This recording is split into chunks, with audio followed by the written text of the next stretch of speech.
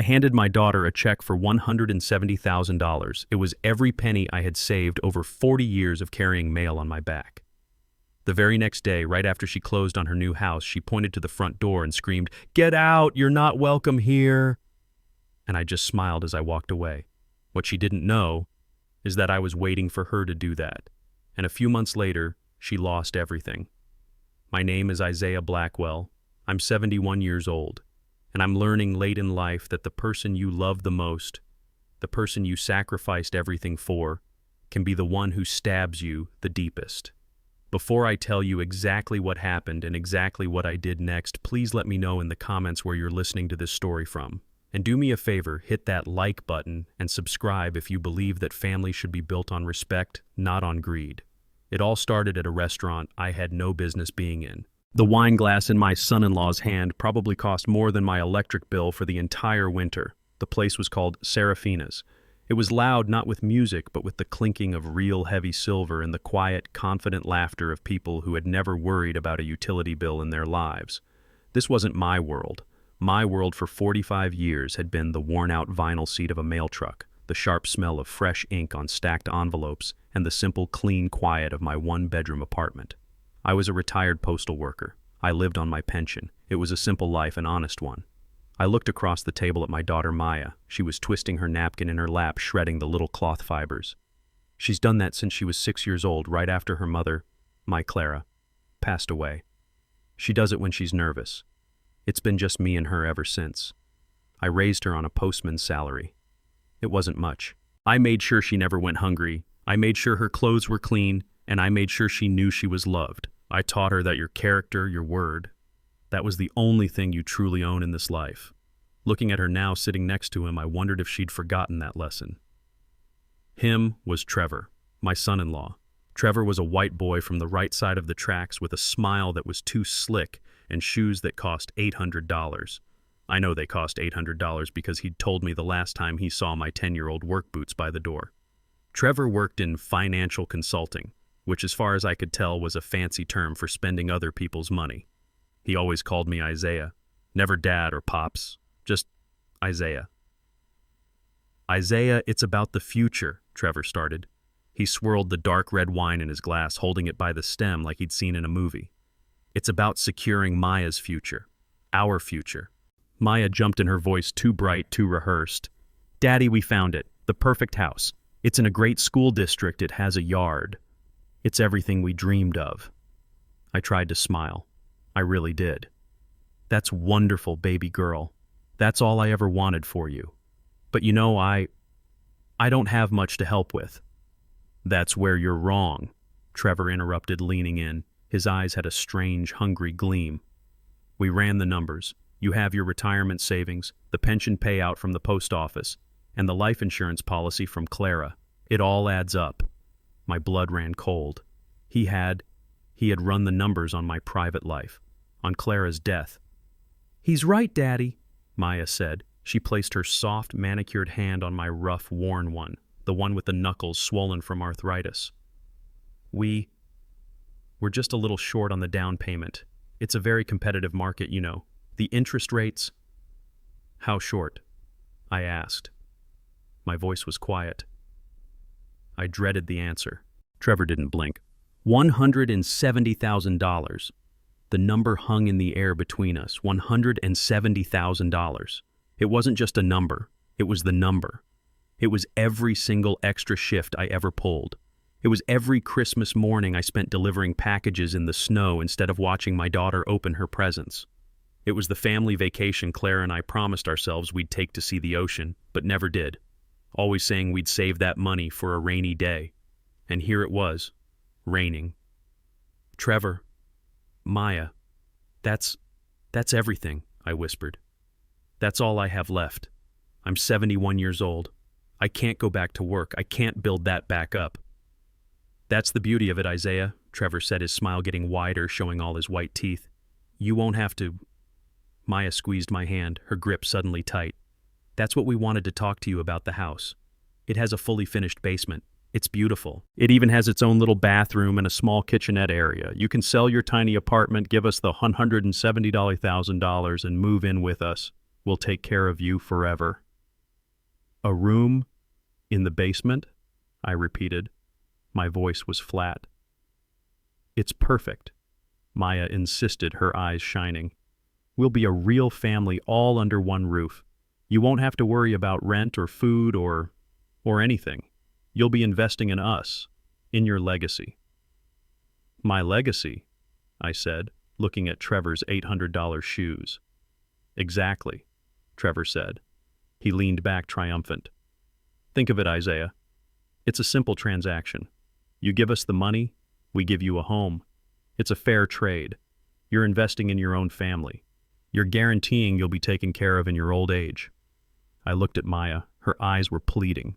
But what was she pleading for? For the house, or for me to agree so Trevor would be happy? I couldn't tell the difference anymore. I thought about the 45 years of solitude, of raising her, of packing her lunches, of worrying every time she was late coming home from a date.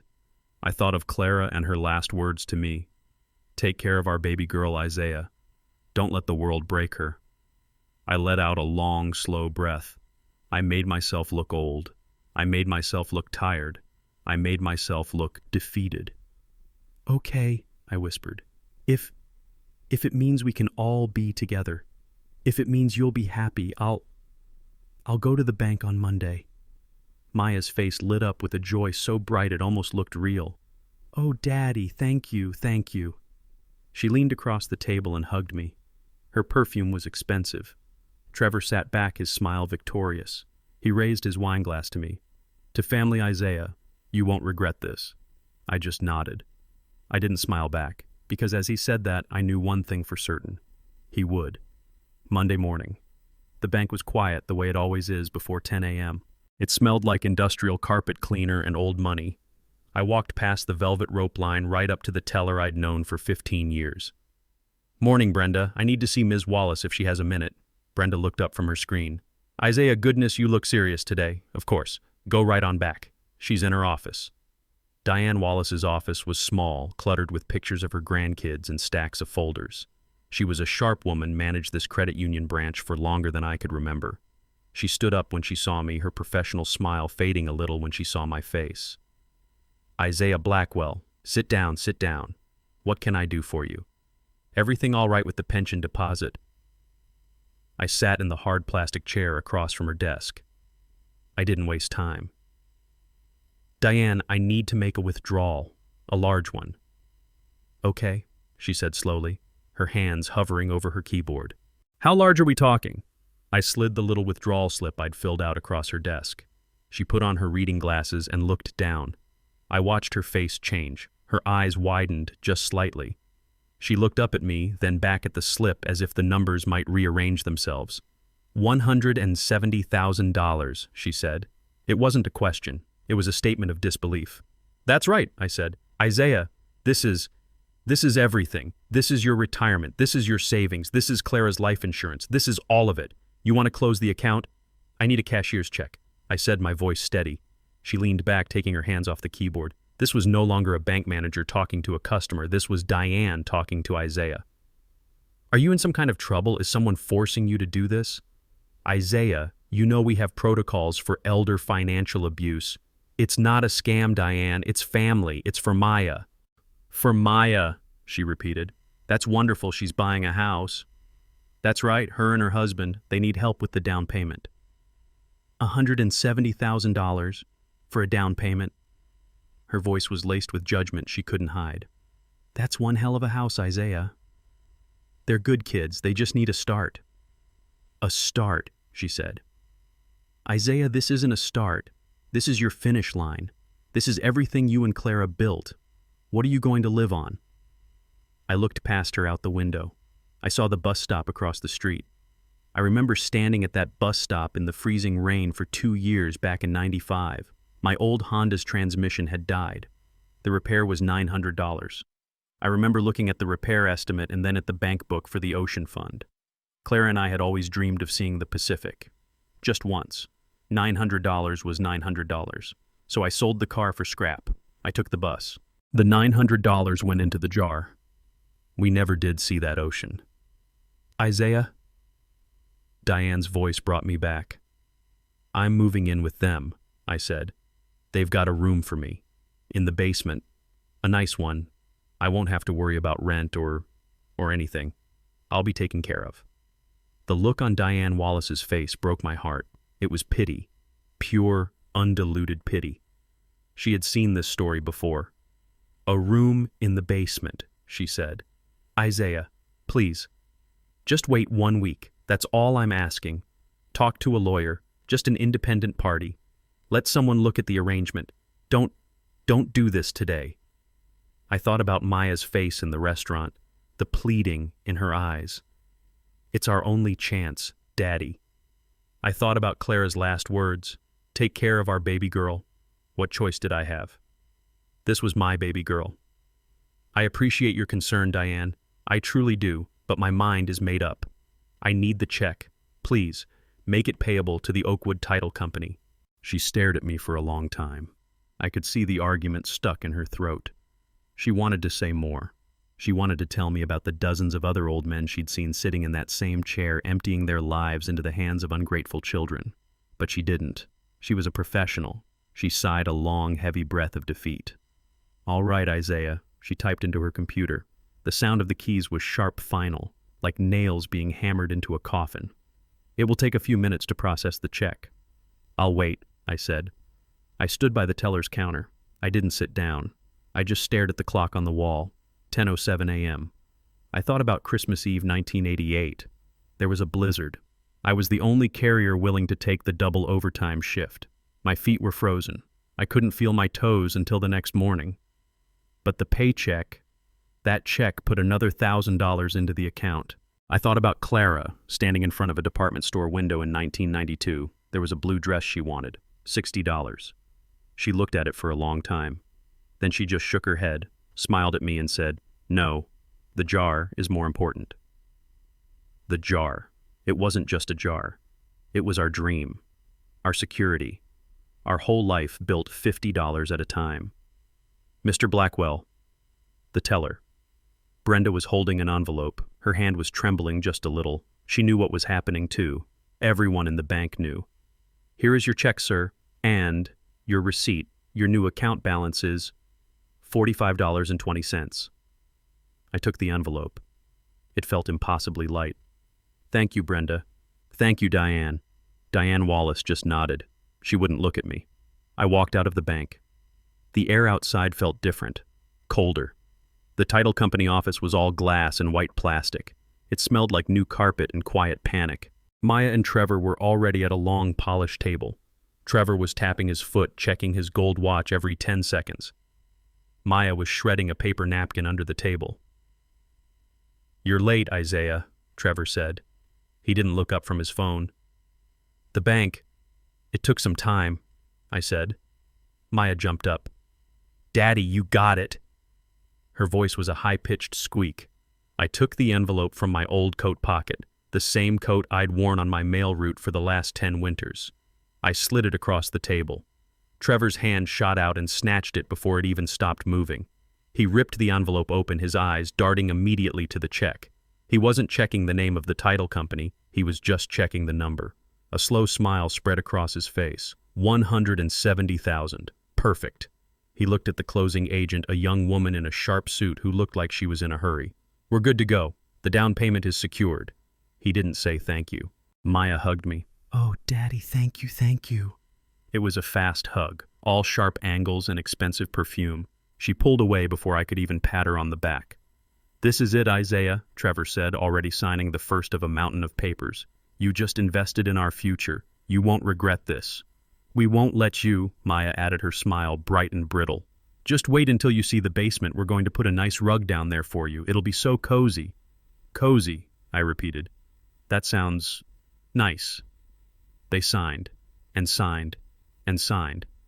Trevor's signature was a fast, arrogant scribble. Maya's was shaky, uncertain. I just stood by the wall, invisible. Finally, the agent smiled. She pushed a set of keys across the table.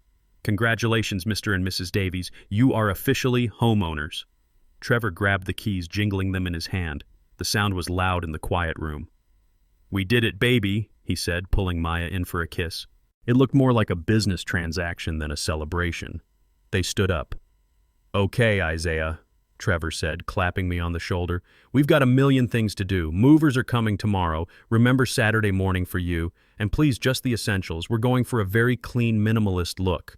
We don't want your, old junk cluttering up the new start. My old junk.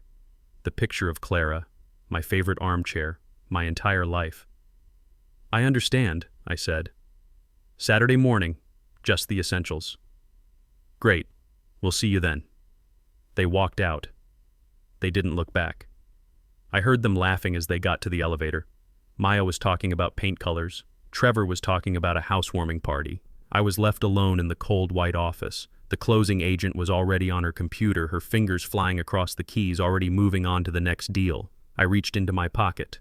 I still had the receipt from the bank. Balance $45.20. I clutched the piece of paper in my hand. 40 years. Gone in 40 minutes. Saturday morning, 9 o'clock. The rain was that cold, miserable kind. The kind that doesn't shout, it just seeps into your bones. I paid the cab driver and stepped out onto the sidewalk, a street I'd never seen before. This was it.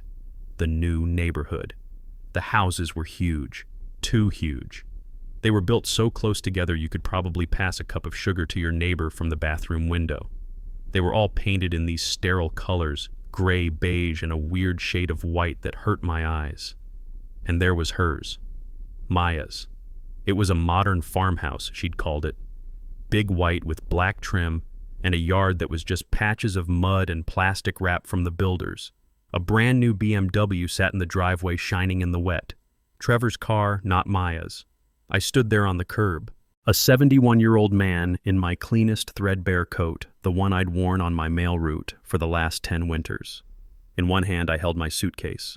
It was an old brown leather one, the handle wrapped in duct tape where the stitching had given out in '98. In my other hand I held a picture frame wrapped in a plastic grocery bag to keep the rain off. It was my wedding photo, me and Clara. $170,000. 40 years of my life. It had bought this. It had bought my baby girl a house. I felt a strange pang in my chest. It was pride, I guess, but it was tangled up with something else, something heavy, something that felt a lot like fear. I'd given up my little apartment, the one I'd lived in for 30 years, the one where Maya grew up, the one where Clara died. I'd sold the old furniture, I'd given away my pots and pans. Everything I owned was in this one scuffed suitcase. Well, I told myself, this is it. This is the new start. This is what you saved for, to be taken care of, to be with family. I walked up the brand new concrete path. It didn't even have a crack in it yet. I rang the doorbell. I heard music inside, something loud with a heavy beat. I heard laughter. I waited. The rain started coming down a little harder, plastering my thin hair to my head. I rang the bell again. The music stopped. I heard footsteps, heavy and slow. The door swung open. It was Trevor. He was wearing a dark blue silk robe, that's all. Just a robe tied loosely at the waist. His feet were bare on the shiny hardwood floor. He was holding a tall, thin glass filled with something orange, a mimosa. He stared at me. He wasn't smiling. Isaiah, he said. His voice was thick with annoyance. What are you doing here? It's 9 o'clock in the morning. I swallowed. I tried to smile. It's Saturday morning. You said I could move in today. I brought my things. I held up the suitcase as if for inspection. Trevor looked at the suitcase, then he looked at my face, then he looked at my old wet shoes on his brand new welcome mat. He looked at me the way you look at a stray dog that just showed up on your porch. Oh, he said. He sighed, a long, impatient breath. Right, that. Look, Isaiah, this isn't a good time. We're busy. Busy, I said. I can be quiet. I'll just go down to my room. The basement room. I won't be any trouble, I promise. I just need to get out of the rain. I tried to take a small step inside. Trevor put his hand flat on my chest. He didn't push me. He just held me there. Whoa, easy, he said. You're dripping all over the floor. Daddy. Maya appeared behind him. She was also in a robe, a pink fluffy one. Her hair was piled on top of her head. She saw me, and her face, it just froze. It wasn't joy, it wasn't welcome, it was panic. Daddy, oh my God, today I thought we said next Saturday. No baby girl, I said, my voice starting to tremble. You said this Saturday. I wrote it down. Remember, at the Italian restaurant. You said, "Come over Saturday morning, Daddy. We'll get you settled." Maya looked at Trevor. He gave her a look. A cold, sharp, impatient look. And just like that, my daughter's face changed. The panic vanished and something hard settled in its place. "Yeah, well," Trevor said, taking a sip of his mimosa. "Plans changed. Look, Isaiah, we've been thinking." He let his hand drop from my chest, but he still blocked the doorway. "Having you here, in the house, it's an invasion of our privacy, you understand. We're newlyweds. We need space." The words didn't make sense. My mind couldn't catch up with them. Invasion of privacy.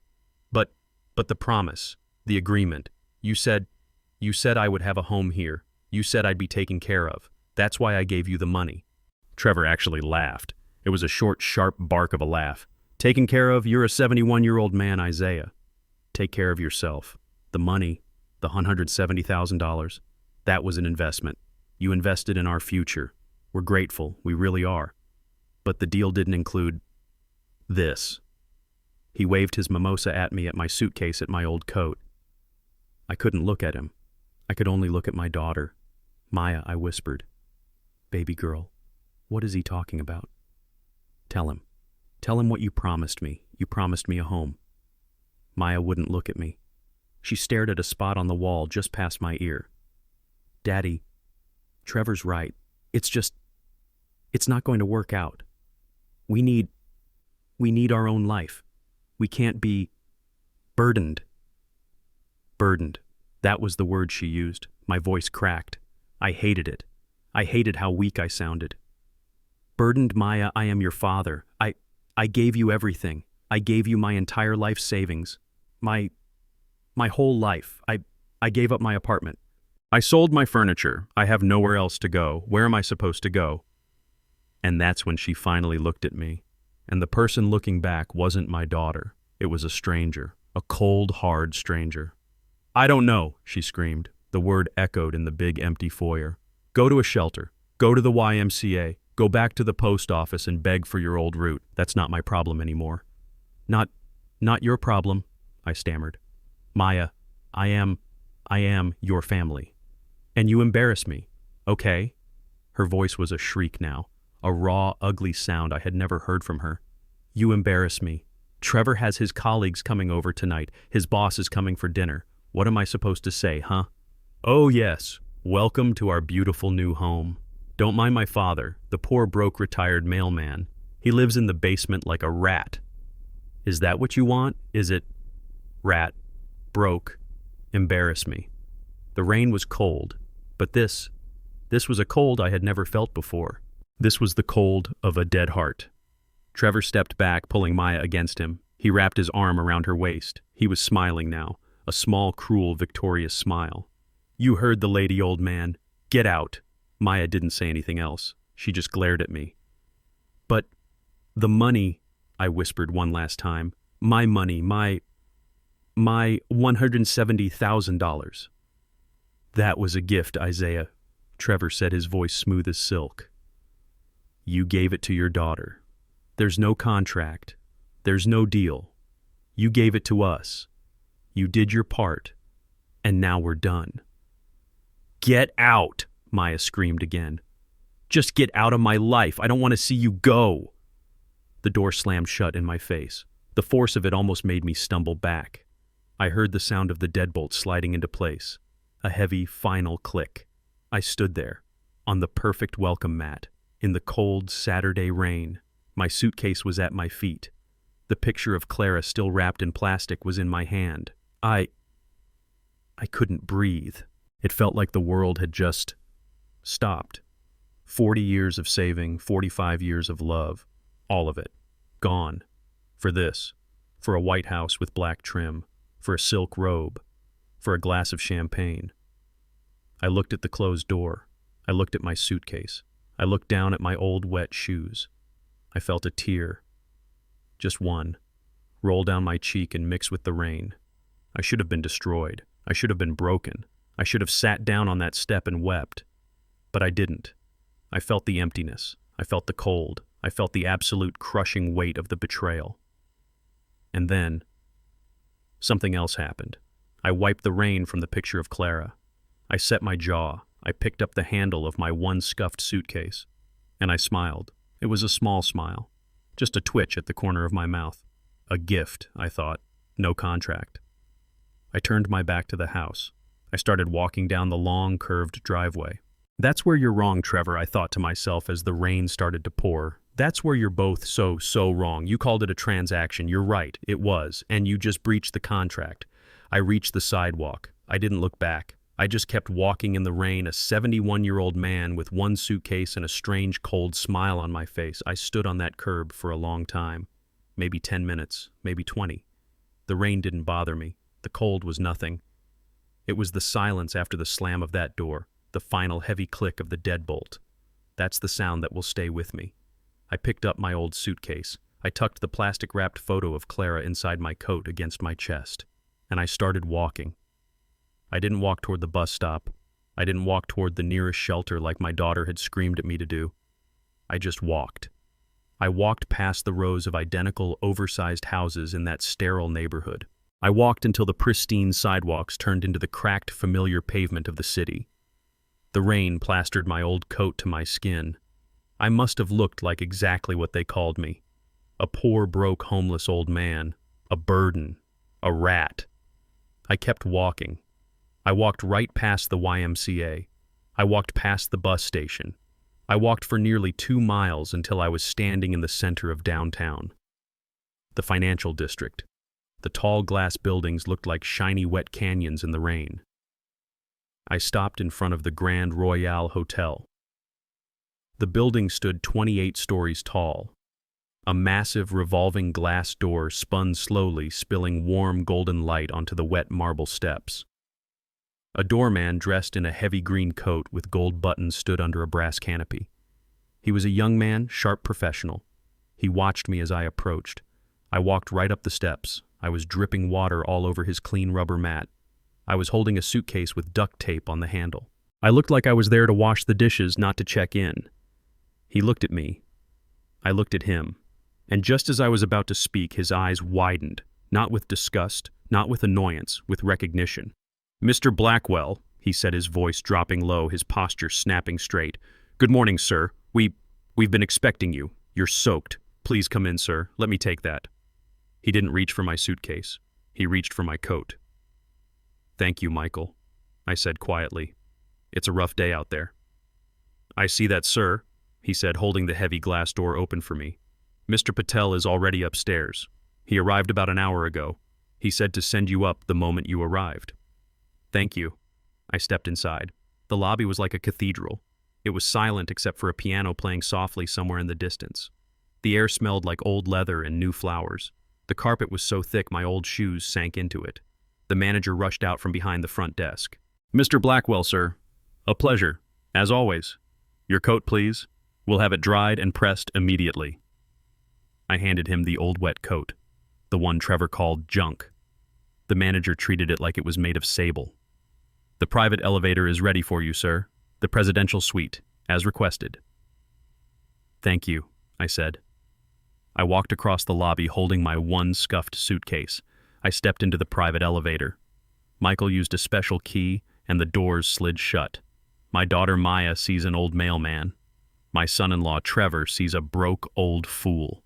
What they don't see, what they never bothered to find out, is that I am the man who has owned a majority stake in the company that owns this hotel chain since 1994. The elevator doors opened directly into the suite. The room was bigger than the entire first floor of Maya's new house. A fire was roaring in a massive stone fireplace. Floor-to-ceiling windows showed a panoramic 30-story view of the rainy city below. A man was standing by the window, his back to me. He was tall, thin, and wore a perfectly tailored dark gray suit. He was stirring a cup of tea. He turned as I entered. "Isaiah, you're soaked to the bone." "It's raining, Anand," I said, setting my suitcase down on a carpet that probably cost more than my first car. "Mr. Anand Patel, my lawyer, my financial advisor, my friend. For 30 years, the only man on earth who knows my full truth. The suite is ready. he said, gesturing to the room. I took the liberty of ordering your preferred tea, and there's a hot bath drawn in the master. Thank you. I walked over to the fire, holding my cold, arthritic hands out to the warmth. Anand watched me. He didn't rush. He just waited. So, he said finally, it is done. It is done. And did it go as you predicted? I looked into the flames. I saw Maya's face twisted in that final moment of rage. Get out! You embarrass me. It went worse than I predicted, Anand, and better than I could have hoped. I turned to face him. She actually screamed it. She told me to go to a shelter. She called me a rat. Her. Anand just nodded. He showed no surprise. And the breach of contract. She breached it completely, explicitly, loudly, right on the doorstep. Were there witnesses? Just Trevor, I said. But that's all right. I reached into the inside pocket of my damp shirt. I pulled out a small, waterproof digital audio recorder, the size of my thumb. I had this, I said. A slow, satisfied smile spread across Anand Patel's face. My goodness, Isaiah. You really were a mailman, always prepared for the weather. I recorded the entire conversation at the restaurant 2 nights ago, I said. The promise of the basement room, a home for life. We'll take care of you. It's all there. And then I recorded the entire conversation on the doorstep this morning, the get out, the you're not my problem, the burden. It's crystal clear. She breached the oral contract, Anand said, his voice sharp and focused. The conditions of the gift were explicitly violated. I sat down in one of the plush armchairs. It felt like sinking into a cloud. He called it an investment, I said. He called it a transaction. He said the deal didn't include this. I gestured to myself. He said, we're done. He has no idea, Anand murmured. Trevor thinks he's smart. He thinks he's a financial wizard. He ran the numbers on Isaiah Blackwell, retired postal worker. He found the pension. He found the savings account. He found the small life insurance policy Clara left me. He found the $170,000. He didn't find the other account. He didn't run the numbers on IB Holdings LLC. In 1981, I was 37 years old. My friend from the Army, Jerry, a brilliant crazy kid, called me. He said he was starting a computer company in his garage in California. He said it was a crazy idea, but he needed $5,000. It was all the inheritance my father had left me. Clara and I talked about it. We could have fixed the roof. We could have bought a new car. Clara said, he's your friend Isaiah, and he sounds smart. Let's bet on him. I sent Jerry the $5,000. I thought I'd never see it again. The company was called TriStar Solutions. It didn't make computers. It made the little operating systems inside the computers. 10 years later, in 1991, TriStar Solutions was bought by a small, aggressive company called Microsoft. My $5,000 bet became $5 million. I remember staring at the bank statement. Clara and I sat at our little kitchen table. We looked at the numbers. We looked at each other. We didn't celebrate. We didn't cheer. We just got very quiet, and we made a decision we wouldn't change.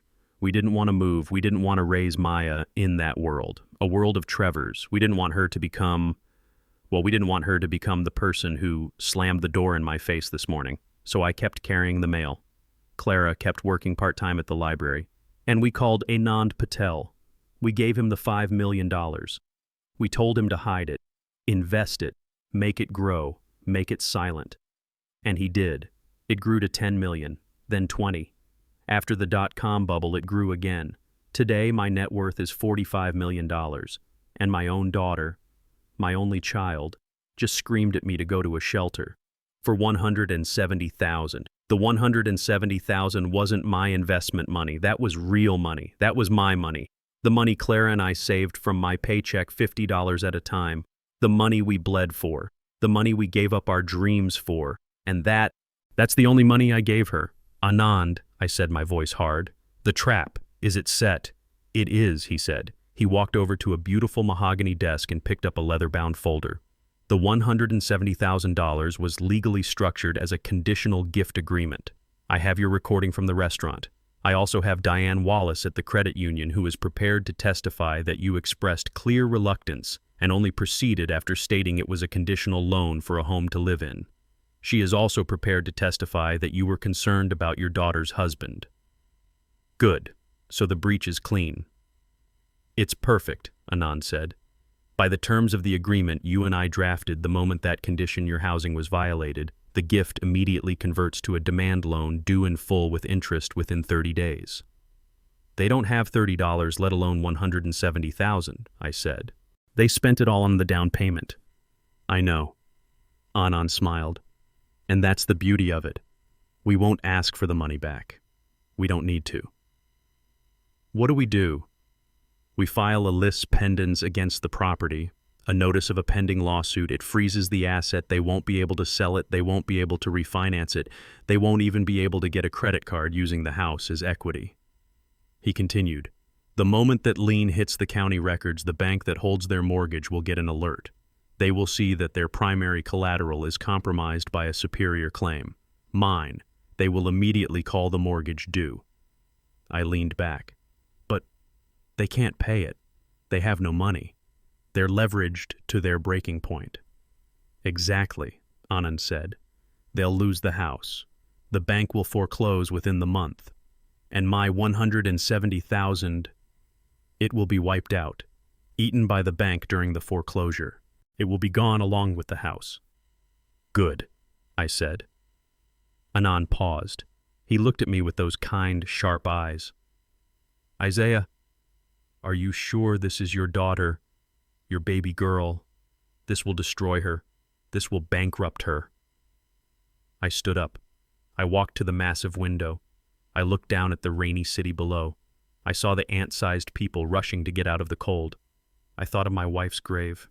I thought of her words, take care of our baby girl. She called me a rat, Anand. I turned to face him. She told me I wasn't her problem. She told me to go to a shelter. She and that man, they stood there and laughed while I was standing in the rain. She's not my baby girl anymore. She's his wife. She's a stranger. My voice was shaking, but not from weakness. It was shaking with a cold, clean rage I hadn't felt in 40 years. Send the letters, Anand. File the lien. Do it now. I spent the next 3 days in that suite. I didn't leave. I didn't need to. The world came to me. I ordered room service. Not the $90 steaks Trevor would have ordered, but simple, perfect things. A perfectly cooked omelet in the morning. A glass of orange juice so fresh it tasted like sunshine. A pot of coffee that was strong enough to wake the dead. I sat by that massive window wearing a thick hotel robe that felt like a cloud, and I just watched the city. I watched the rain stop and the people return to the streets rushing and hurrying. I had lived a lie of poverty for so long I had almost forgotten what this felt like. This quiet, this power. On the third day I decided to share the joke. I called my oldest friend, Gene Washington. Gene and I had started at the post office on the exact same day in 1975. We'd carried bags together for 40 years. He was the only one who came to Clara's funeral and didn't offer me pity.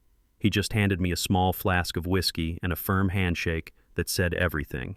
His voice on the phone was a familiar gravelly rumble. Isaiah, man, I heard what happened with your girl. Diane at the credit union. Her cousin knows my wife and she said you emptied the whole account. Are you okay? Did they take everything, man? I smiled. Gene, I'm fine. I'm better than fine, but I need you to do me a favor. Can you come downtown? Downtown where the shelter on 5th, I'm on my way. No, Gene, not the shelter. I need you to come to the Grand Royale Hotel. Ask for the presidential suite. They'll let you up. There was a long silence on the other end of the line, just static. Isaiah, he said, his voice slow. Did you fall and hit your head on that walk? What in the world are you talking about? Just come, I said, and wear your good shoes. An hour later, the private elevator doors opened, and Gene stood there. He was wearing his Sunday suit, the dark blue one he wore to church. He looked completely lost. He stepped onto the thick carpet. He looked at the fireplace. He looked at the marble bar. He looked at the 2-story windows. Then he looked at me. I was sitting on a plush sofa in my robe eating a small bowl of fresh strawberries. "I'll be damned," Gene whispered. He walked over to the window and looked down at the city. "Isaiah, what in the hell is going on? Did you rob a bank? Did you finally hit that lottery you never played?" I smiled and stood up to hug him. "Neither, old friend. Sit down, have a strawberry. Do you remember Jerry from my army days? The one I lent $5,000 to back in '81? The crazy computer kid with the wild hair? Yeah, I remember. You said that money was long gone." "Well," I said, pouring him a cup of tea, "he wasn't that crazy. Let me tell you a story." I told him everything.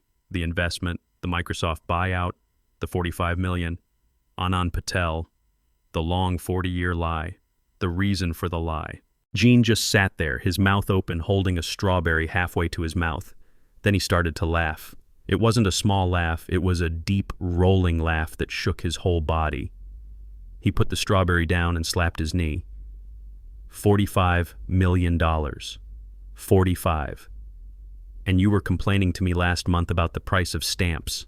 Habit, I said, shrugging, and Maya, and that slick white boy son-in-law of hers. My smile faded. They slammed the door in my face 3 days ago, told me to go to a shelter, called me a rat. Gene's laughter stopped instantly. His face hardened. They did what? They took the bait, Gene. They took the 170,000, and then they kicked me to the curb. Gene looked at me, his eyes filled with a new kind of respect. "Isaiah Blackwell, you are the coldest, smartest son of a gun I have ever known. So what happens now?" Before I could answer, my phone rang. It wasn't the fancy hotel phone on the desk. It was my simple 10-year-old flip phone, the one I kept in the pocket of my old work pants. I looked at the screen. The name flashed, Maya. Gene raised an eyebrow. "Showtime," he whispered. I picked up the phone. I flipped it open. I pressed the speaker button. "Hello?" I said. My voice was calm, maybe a little tired. "Daddy. Daddy. Oh my God, where are you? Are you okay?" Her voice was high, frantic. The voice of a terrified, loving daughter. It was a good performance, almost believable. "I'm fine, baby girl. Why? What's wrong?" "What's wrong?" she shrieked. "Daddy, we haven't heard from you in 3 days. I've been calling your apartment, but the number is disconnected. I went by there and the landlord said you moved out. He said you sold all your furniture. We thought something terrible happened. We were about to call the police." Such concern, such panic. They hadn't called my phone once in 72 hours. They were just angry because I hadn't disappeared neatly. "Oh, don't worry about me, Maya. I'm perfectly safe." "Where are you?" she demanded. "Did you go to a shelter? Trevor and I can come pick you up." We didn't mean it, Daddy. It was just a misunderstanding. We were stressed from the move." "A misunderstanding," I repeated. "No, I'm not at a shelter, Maya. I'm at a hotel." "A hotel? Oh, thank God. Which one? A Motel 6.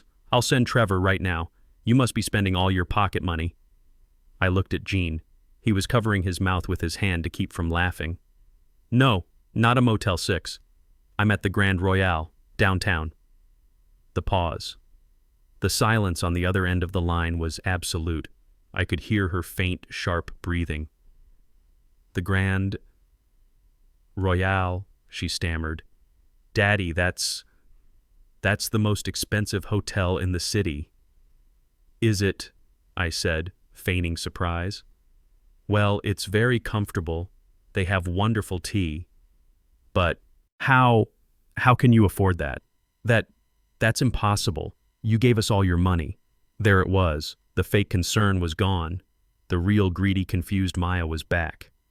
"Oh, I didn't give you all my money, baby girl. I just gave you the money I wanted you to have." "What? What are you talking about, Daddy? You're not making any sense. You sound confused. Maybe we should come get you. What room are you in?" "The presidential suite," I said, taking a sip of my tea. "It's lovely. You can see the whole city from here.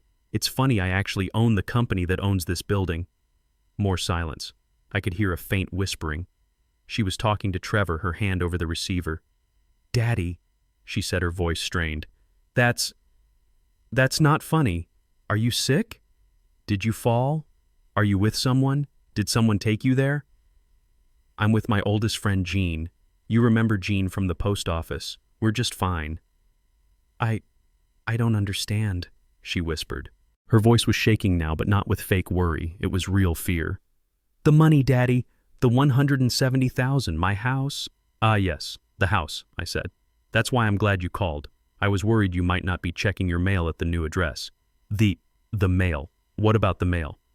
Well, I had my lawyer send you a letter. You should have received it this morning. It's about that gift I gave you. It seems there's been what did you call it? A misunderstanding. You should probably go check your mailbox, Maya. A lawyer, Daddy, what did you do? I just protected my legacy, Maya, like you and Trevor suggested. Now, if you'll excuse me, Jean and I are about to order some dinner. Goodbye. I flipped the phone shut. Jean stared at me, his eyes wide. Isaiah Blackwell, he said, shaking his head. You are one cold, cold man. No, Jean, I said, pouring him a cup of tea. I'm just a mailman, and I always deliver the mail. Sure. The new house was silent, but it wasn't the peaceful silence of a new home. It was the cold, sterile silence of unopened boxes and unhung pictures. Maya sat on the top step of the grand staircase, the one she'd dreamed about, but now it just felt like a block of cold wood. She was holding her phone. I've called every shelter in the downtown area, Trevor. He's not at any of them. I even called the YMCA. Nothing. Trevor was in the new, gleaming white kitchen, trying to figure out how the built-in espresso machine worked. He was still in his silk robe, even though it was almost noon. Would you relax? He snapped, banging the side of the machine. He's a 71-year-old man.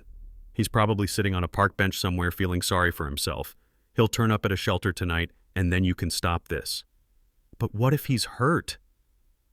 It's been 3 days. He has no money, Trevor. We took all his money.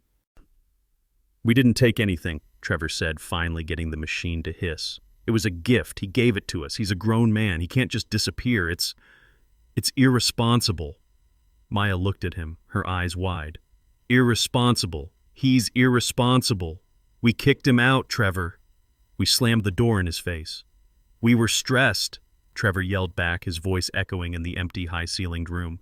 It was a misunderstanding. He shows up unannounced, dripping rain all over the new floor. What did he expect? He expected the room we promised him. Semantics, Trevor scoffed, taking a sip of his espresso. Look, he'll be fine. He's probably at some fleabag motel spending the last of his pocket change. He'll come crawling back in a week, apologize, and we'll figure out what to do with him then. What if he goes to the police? Trevor finally stopped and looked at her. He walked from the kitchen into the foyer, his bare feet slapping on the marble. And say what Maya, my daughter and son-in-law, convinced me to give them a gift. They promised me a room and then changed their minds. That's not a crime. It's just family drama. He has no contract. He has no leverage. He has nothing. He pointed to the walls around them. This is our house. The deed is in our names. The mortgage is in our names. He's not on a single piece of paper. As far as the law is concerned, Isaiah Blackwell doesn't exist. Maya wanted to argue, but the sound of the doorbell made her jump. It was a sharp, insistent ring. Trevor rolled his eyes. Great. Probably his colleagues from the stupid post office forming a search party. Get rid of them. Maya ran to the door and looked through the peephole. It wasn't a mailman. It was a man in a crisp uniform. A courier. She opened the door. Can I help you? Certified mail for Mr. Trevor Davies and Ms. Maya Blackwell Davies. Trevor came up behind her. That's us. Sign for it, Maya. Maya signed the digital pad, and the courier handed her a thick, heavy 9x12 envelope. It was made of expensive cream-colored cardstock. She closed the door. She looked at the return address. Trevor.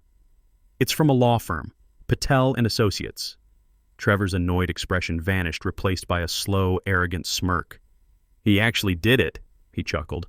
The old fool actually went and hired a lawyer. What's he going to do, sue us with what money? He's pathetic. He snatched the envelope from her and ripped it open, scattering strips of paper onto the marble floor. He pulled out a thick, folded document.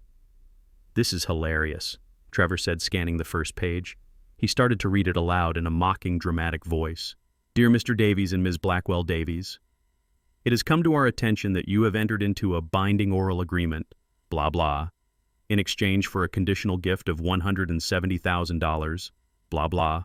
The explicit condition of said gift being the procurement of lifelong housing and care for our client, Mr. Isaiah Blackwell.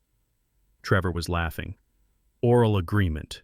He thinks that will hold up in court. That's not a thing. Trevor, stop, Maya said, her voice trembling. What does it say?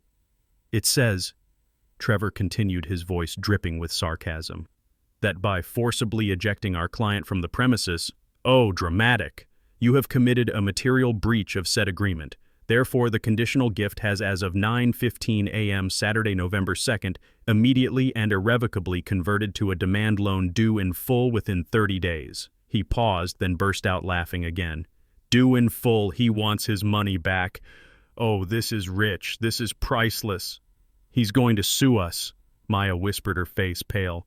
Let him, Trevor shouted, tossing the letter onto the counter. Who cares? We don't have the money. It's in the house, and he is not on the deed. He has no claim. This is just a scare tactic from some bargain bin lawyer. This letter is garbage. He has zero leverage. Trevor, Maya said, her voice barely audible. There's a second page. What another threat? Trevor scoffed. He picked up the letter again, annoyed. He turned the heavy page over. It says, Exhibit A Addendum of Client Assets. What the hell is that? Trevor unfolded the second page. It wasn't a letter. It was a spreadsheet, a long single-page document. He stared at it. His mocking smile froze. His face went slack. Trevor, Maya said. Trevor, what is it? You're scaring me. He didn't answer. He just stood there, his eyes scanning the page, his knuckles turning white as he gripped the paper. Trevor, she yelled, running over and grabbing it from him. She looked at the paper. At the top, in crisp, professional letterhead, it said, Patel and Associates, Private Wealth Management and Global Asset Portfolios. And below that, a title, Confidential Net Worth Statement for Client Mr. Isaiah Blackwell. And then the lines, line item TriStar Solutions, Microsoft Original Holding, line item T-bills and municipal bonds, line item Real Estate Holdings, Grand Royale Hotel Group, majority stake, line item Offshore Trust, Zurich, line item Liquid Assets. Maya's eyes scanned down past the long list of numbers that made no sense until she reached the bottom. Total estimated net worth. She read the number. She read it again. It wasn't possible. It was a typo. $45 million. The espresso cup slipped from Trevor's hand. It shattered on the white marble floor, the dark liquid splashing across the legs of his silk robe. He didn't even notice. He just stared at the paper in Maya's hand. No, he whispered. His face was the color of chalk. No, that's a lie. That's a fake. That's impossible. Trevor, Maya said, her entire body shaking. The hotel. He said he was at the Grand Royale. He said he owned it. He's a mailman, Trevor roared, but his voice was cracking. It was a scream of pure, undiluted terror. He grabbed the paper and looked at it again. He saw the official seal, the notary stamp, the signature of Anand Patel. $45 million, he whispered again, sinking onto one of the new bar stools. He looked at Maya. The arrogance was gone. The confidence was gone. All that was left was the raw, horrified understanding of a man who had just realized he didn't just slam the door on an old mailman. He had just slammed the door on a king. I spent the next morning in the quiet of the presidential suite. I sat by the window, not looking at the view, just listening to the silence. It's a different kind of quiet when you have money. It's not just the absence of noise, it's the absence of worry. It's the sound of thick carpets and heavy doors and the knowledge that no bill is coming that you can't pay. It was a silence I had earned and a silence I had hidden from my own family for their own good. Or so I'd told myself. Now I wasn't so sure. Maybe I hadn't been protecting Maya. Maybe I'd just been practicing for this very moment. Anand Patel sat across from me in a plush armchair, a laptop open on his knees. He was a man who was comfortable in silence. The lien is filed, Isaiah, he said, not looking up from his screen. As of 8:01 a.m., the county recorder's office shows a primary lien on their new property filed by IB Holdings. The bank's mortgage just officially moved into second position. Good, I said, sipping my tea. How long before the bank reacts? They're a big bank, Anand said. Their systems will flag it by noon. A junior analyst will panic. It will be on a vice president's desk by 3. Maya and Trevor will get a certified letter by tomorrow morning. They're about to have a very, very bad day. I nodded. The house is one thing. That's just brick and wood. But what about the man? What about Trevor? Anand stopped typing. Trevor Davies. Yes, I did the research you asked for last week. He's a senior vice president at Crestview Wealth Management. I let out a short, hard laugh. Senior vice president. They give that title to every salesman who manages to keep a job for 5 years. Perhaps, Anand said, a small, cold smile playing on his lips. But as a licensed financial advisor, he is bound by the rules of his trade. FINRA regulations, specifically Rule 2010, Standards of Commercial Honor, and Rule 2111, Suitability. Very dry, boring rules, but they have teeth. Spare me the legal numbers, Anand. What does it mean in plain English? Anand leaned forward, closing his laptop. It means, Isaiah, that he is legally and ethically bound not to defraud the elderly, and he is especially bound not to defraud an elderly, high-net-worth client of his own firm. My turn to pause. I put my teacup down. A client of his firm. Oh yes, Anand said. Your IB Holdings Trust, the one that holds the $45 million. It's managed by Crestview's private offshore division, the one in Zurich. Trevor doesn't have the security clearance to even see your name in the system. He works in the retail branch managing retirement accounts for dentists and lawyers. He's a guppy Isaiah, and you are one of their foundational whale clients. This was good. This was very good. He has no idea, I whispered. He has no idea, Anand confirmed. He thought he found a week-old mailman. He thought he'd hit the jackpot by marrying your daughter. He never realized he was a guppy trying to swallow the entire shark tank. Good, I said. He needs to learn what happens when a guppy gets greedy. He called me old junk. He said our deal was done. He needs to learn that I'm the one who decides when we're done. What do you want to do? Anand asked. A letter from my office. It would be devastating. No, I said. I stood up and walked over to the heavy mahogany desk. A letter is too slow. This one needs to be personal. I picked up the heavy hotel phone. I dialed the main switchboard for Crestview Wealth Management. Yes, I'd like to speak to Mr. Charles Harrison, please. The CEO. Anand raised an eyebrow. You're going straight to the top. When your mail is this important, I said, you don't give it to a rookie. You hand it directly to the Postmaster General. A crisp professional voice came on the line. Mr. Harrison's office. Yes, this is Isaiah Blackwell. I'm calling for Charles. Please tell him it's regarding my TriStar account. He'll know what it means. I'd only met Harrison a few times years ago at formal shareholder meetings. He wouldn't remember my face, but he would absolutely remember the name of the account that started it all. The assistant's tone changed instantly. The professional frost melted. One moment, Mr. Blackwell. I'm putting you through immediately, sir.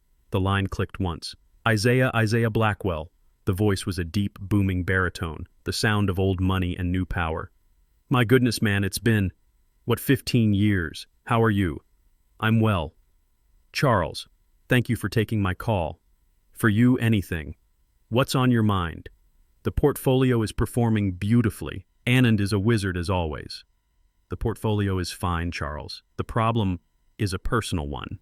It's about one of your employees. The line went completely, utterly silent. I could almost hear the man's blood pressure spiking. A compliance nightmare is the one thing these men fear more than death. Who? He said. His voice was no longer friendly. It was ice. A young man named Trevor Davies. I believe he works in your downtown retail branch. I don't know him, Harrison said dismissively. What did he do? He's my son-in-law, Charles. And 3 days ago, he and my daughter convinced me, a 71-year-old retiree, to liquidate my entire local savings account, $170,000. They did this under the false pretense of giving me a home with them. I paused. The day after I gave them the check, they kicked me out onto the street. They told me, and I quote, to go to a shelter. I heard a sharp intake of breath. Isaiah, are you telling me an employee of this firm committed financial elder abuse against you, one of our own clients? That's exactly what I'm telling you, Charles. He called me a broke old mailman. He laughed in my face. He called it a transaction. I have it all on audio recording. Jesus Christ, Harrison whispered. The corporate speak was gone. He sounded genuinely horrified. Isaiah, I am profoundly sorry. This is unthinkable. Yes, it is, I said calmly. I'm handing the matter over to my legal team, of course. Anand Patel is filing the necessary paperwork as we speak. But I felt as a courtesy I should let you know personally, before this hits the papers. The papers, he stammered. When you're dealing with a $45 million client being defrauded by his own son-in-law, Charles, the papers tend to get interested, especially when that son-in-law works for your firm. It's a bad look. No, he said much too quickly. No papers. Isaiah, please. Let me handle this. Let me make this right. This is not who we are at Crestview. I'm glad to hear it, Charles. I'll let you get to work. Thank you, Isaiah. And, my God, I'll call you back within the hour. And I hung up the phone. Anand Patel was staring at me, a look of pure, unadulterated admiration on his face. That, he said, was a work of art, Isaiah. That, I said, was just delivering the mail. We didn't have to wait an hour. We waited exactly 15 minutes. My phone didn't ring. Anand's personal cell phone rang. He looked at the caller ID and smiled. That, he said, is Charles Harrison's personal assistant. He picked up the call and put it on speaker. Anand Patel speaking. Mr. Patel, thank you for holding. I have Mr. Harrison for you. Anand, Harrison's voice boomed, but this time it was different. It was the sound of a man who had just put out a 5-alarm fire. It's done. Charles, Anand said, his voice smooth and professional. To what precisely are you referring? Davies, Trevor Davies, he's gone, fired. His licenses are being reported to FINRA as we speak. His compliance record is permanently flagged for gross ethical misconduct and suspected criminal fraud. He will never work in wealth management in this country or any other ever again. I've personally seen to it. That was remarkably fast, Charles, Anand said. When we find cancer, Anand, we cut it out, immediately.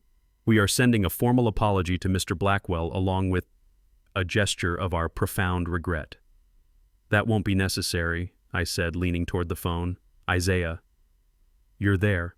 Listen, man, from the bottom of my heart. I am sick about this. That this parasite was operating under my roof. I looked into his file. He's nothing. A mid-level broker with a high opinion of himself. He must have seen your local accounts assume that was all you had and thought he'd hit the jackpot by marrying your daughter. That seems to be the case, I said dryly. He's cleared out his desk. Security escorted him from the building just now. We've already had a compliance team sweep his office and freeze his client accounts pending review. As far as Crestview is concerned, Trevor Davies is a ghost. Thank you, Charles. You've been very efficient. You are a valued client, Isaiah, a foundational client. The least we can do is take out our own trash. Please let me know what else you need, anything. Just keep my name out of it, I said. This is a family matter. I don't want the publicity. Done, Harrison said. It's buried. Consider it handled. The line clicked. Anand and I sat in the silence of the massive suite. Well, I said, that's one piece of junk taken care of. He'll be home by now, Anand said, looking at his watch.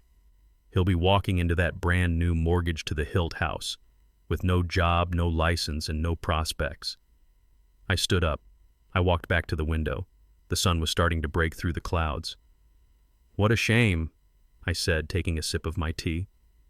He just bought that new BMW. How is he going to make the payments? Trevor thought he was a shark. He thought he was playing a game of high finance. He thought he had found a week-old antelope to drag down.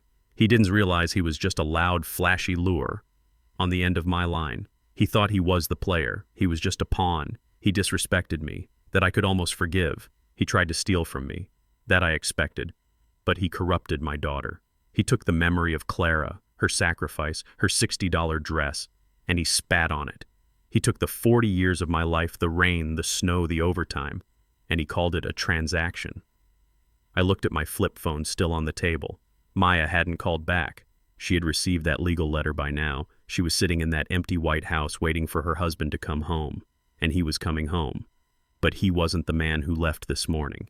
He was a broken, useless, unemployed shell. The house is in jeopardy. The job is gone. The foundation of their entire relationship, which I now knew, was built on nothing but greed, and my money was crumbling. I almost felt sorry for her. Almost. But Clara's voice was in my head. Take care of our baby girl. Sometimes, taking care of someone doesn't mean protecting them. It means letting them feel the full, crushing weight of their own choices. It means letting them hit rock bottom. Trevor just hit his. Now, it was Maya's turn. The door didn't slam. It clicked shut, a quiet final sound that echoed in the high-ceilinged foyer. Maya was sitting on the bottom step of the grand staircase, the legal letter from Patel and Associates crumpled in her fist. She had been staring at the number on that second page for 3 hours. $45 million. $45 million. The number just wouldn't make sense. It was a typo. It had to be a typo. Trevor stood in the marble hallway. His suit was rumpled. His $800 shoes were scuffed. He'd left the office that morning as a senior vice president of wealth management. He was returning as a ghost. His eyes were not angry. They were not sad. They were just empty. Trevor, Maya whispered, standing up. What happened? Did you talk to him? Did you fix it? He walked past her silent. His feet were heavy on the new hardwood floor. She heard him go into the kitchen, the clink of a heavy glass tumbler, the sound of a bottle being twisted open, a long, long pour. He came back into the living room holding a glass half full of amber liquid. Whiskey. Trevor, talk to me, she demanded. That letter, it said $45 million. Is it true? Is my father really a millionaire? Trevor let out a sound. It wasn't a laugh. It was a dry, broken bark of air. Oh, he's a millionaire, all right, he said, his voice raspy. He took a long drink. He's more than that, Maya. He's a whale. A whale. That's what they call them. The secret ones. The ones with so much money they don't even have a name, just a holding company. He's a foundational client. He's been with the firm since before I was born. He's the man who owns the building I worked in. He owns everything. What did he do? Maya asked, her voice small. What did he do? Trevor spun around, his eyes suddenly alive with a wild, terrifying energy. He made a phone call, Maya. 10-second. Phone call to my CEO Charles Harrison, who knows him personally. A phone call about what? About me, Trevor roared, slamming the glass down on a cardboard box labeled Kitchen Fragile. About his son-in-law, about the elder financial abuse, about being defrauded. He used all the magic words, Maya. No, she whispered. No, he wouldn't. He's my father. He wouldn't ruin you. I'm fired, Maya. The words just hung there. What? Fired, gone, terminated. My licenses are flagged. My compliance record is finished. I was escorted out of the building by security. They watched me pack my personal photos into a cardboard box. My career, Maya, my entire life, it is over. It's finished. He did that. No, we can fix this. We can explain. It was a misunderstanding. A misunderstanding. He laughed a high, crazy sound. He has an audio recording, Maya, of you screaming at him, telling him to go to a shelter, calling him a rat. He played it for my boss. How do I explain that? I was angry, she stammered. You were stupid, he roared, grabbing her arm. You were stupid and greedy. This was your plan. You said he was a broke old man. You said we could put him in the basement and he'd be grateful for the scraps. My plan, she shrieked, ripping her arm away. This was your idea. You told me to ask for the money. You ran the numbers. You were the one who told me he was an easy mark. You were the one who wanted this house. You were the one who said, get him out. And you went along with it, he shouted. Because you're weak, because you're just as greedy as I am. You couldn't wait to get your hands on that money. You couldn't wait to stop being the mailman's daughter. I did it for us. There is no us, he yelled. Don't you get it? It's gone. All of it. We have a 30-day demand for $170,000. We have a mortgage that the bank is going to call in tomorrow morning. And I have no job. We have no income. We are ruined, Maya. Ruined.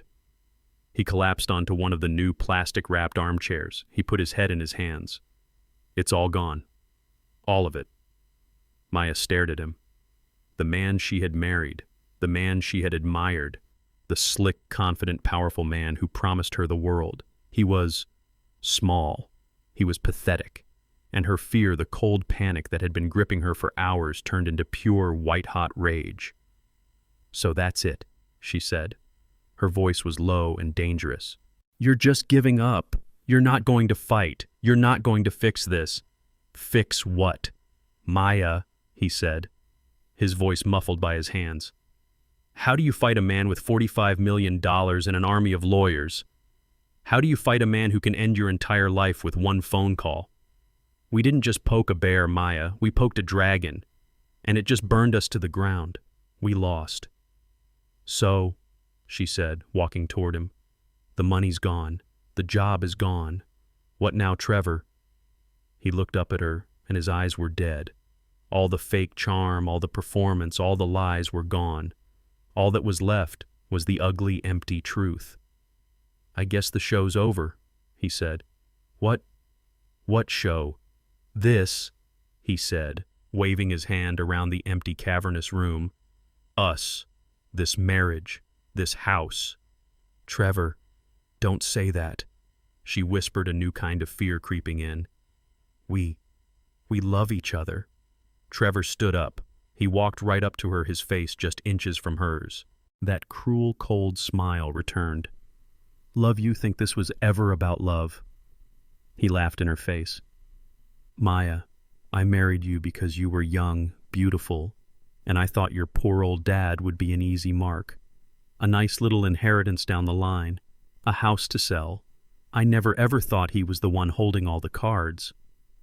Maya staggered back. It was as if he had slapped her. You married me for my father's money."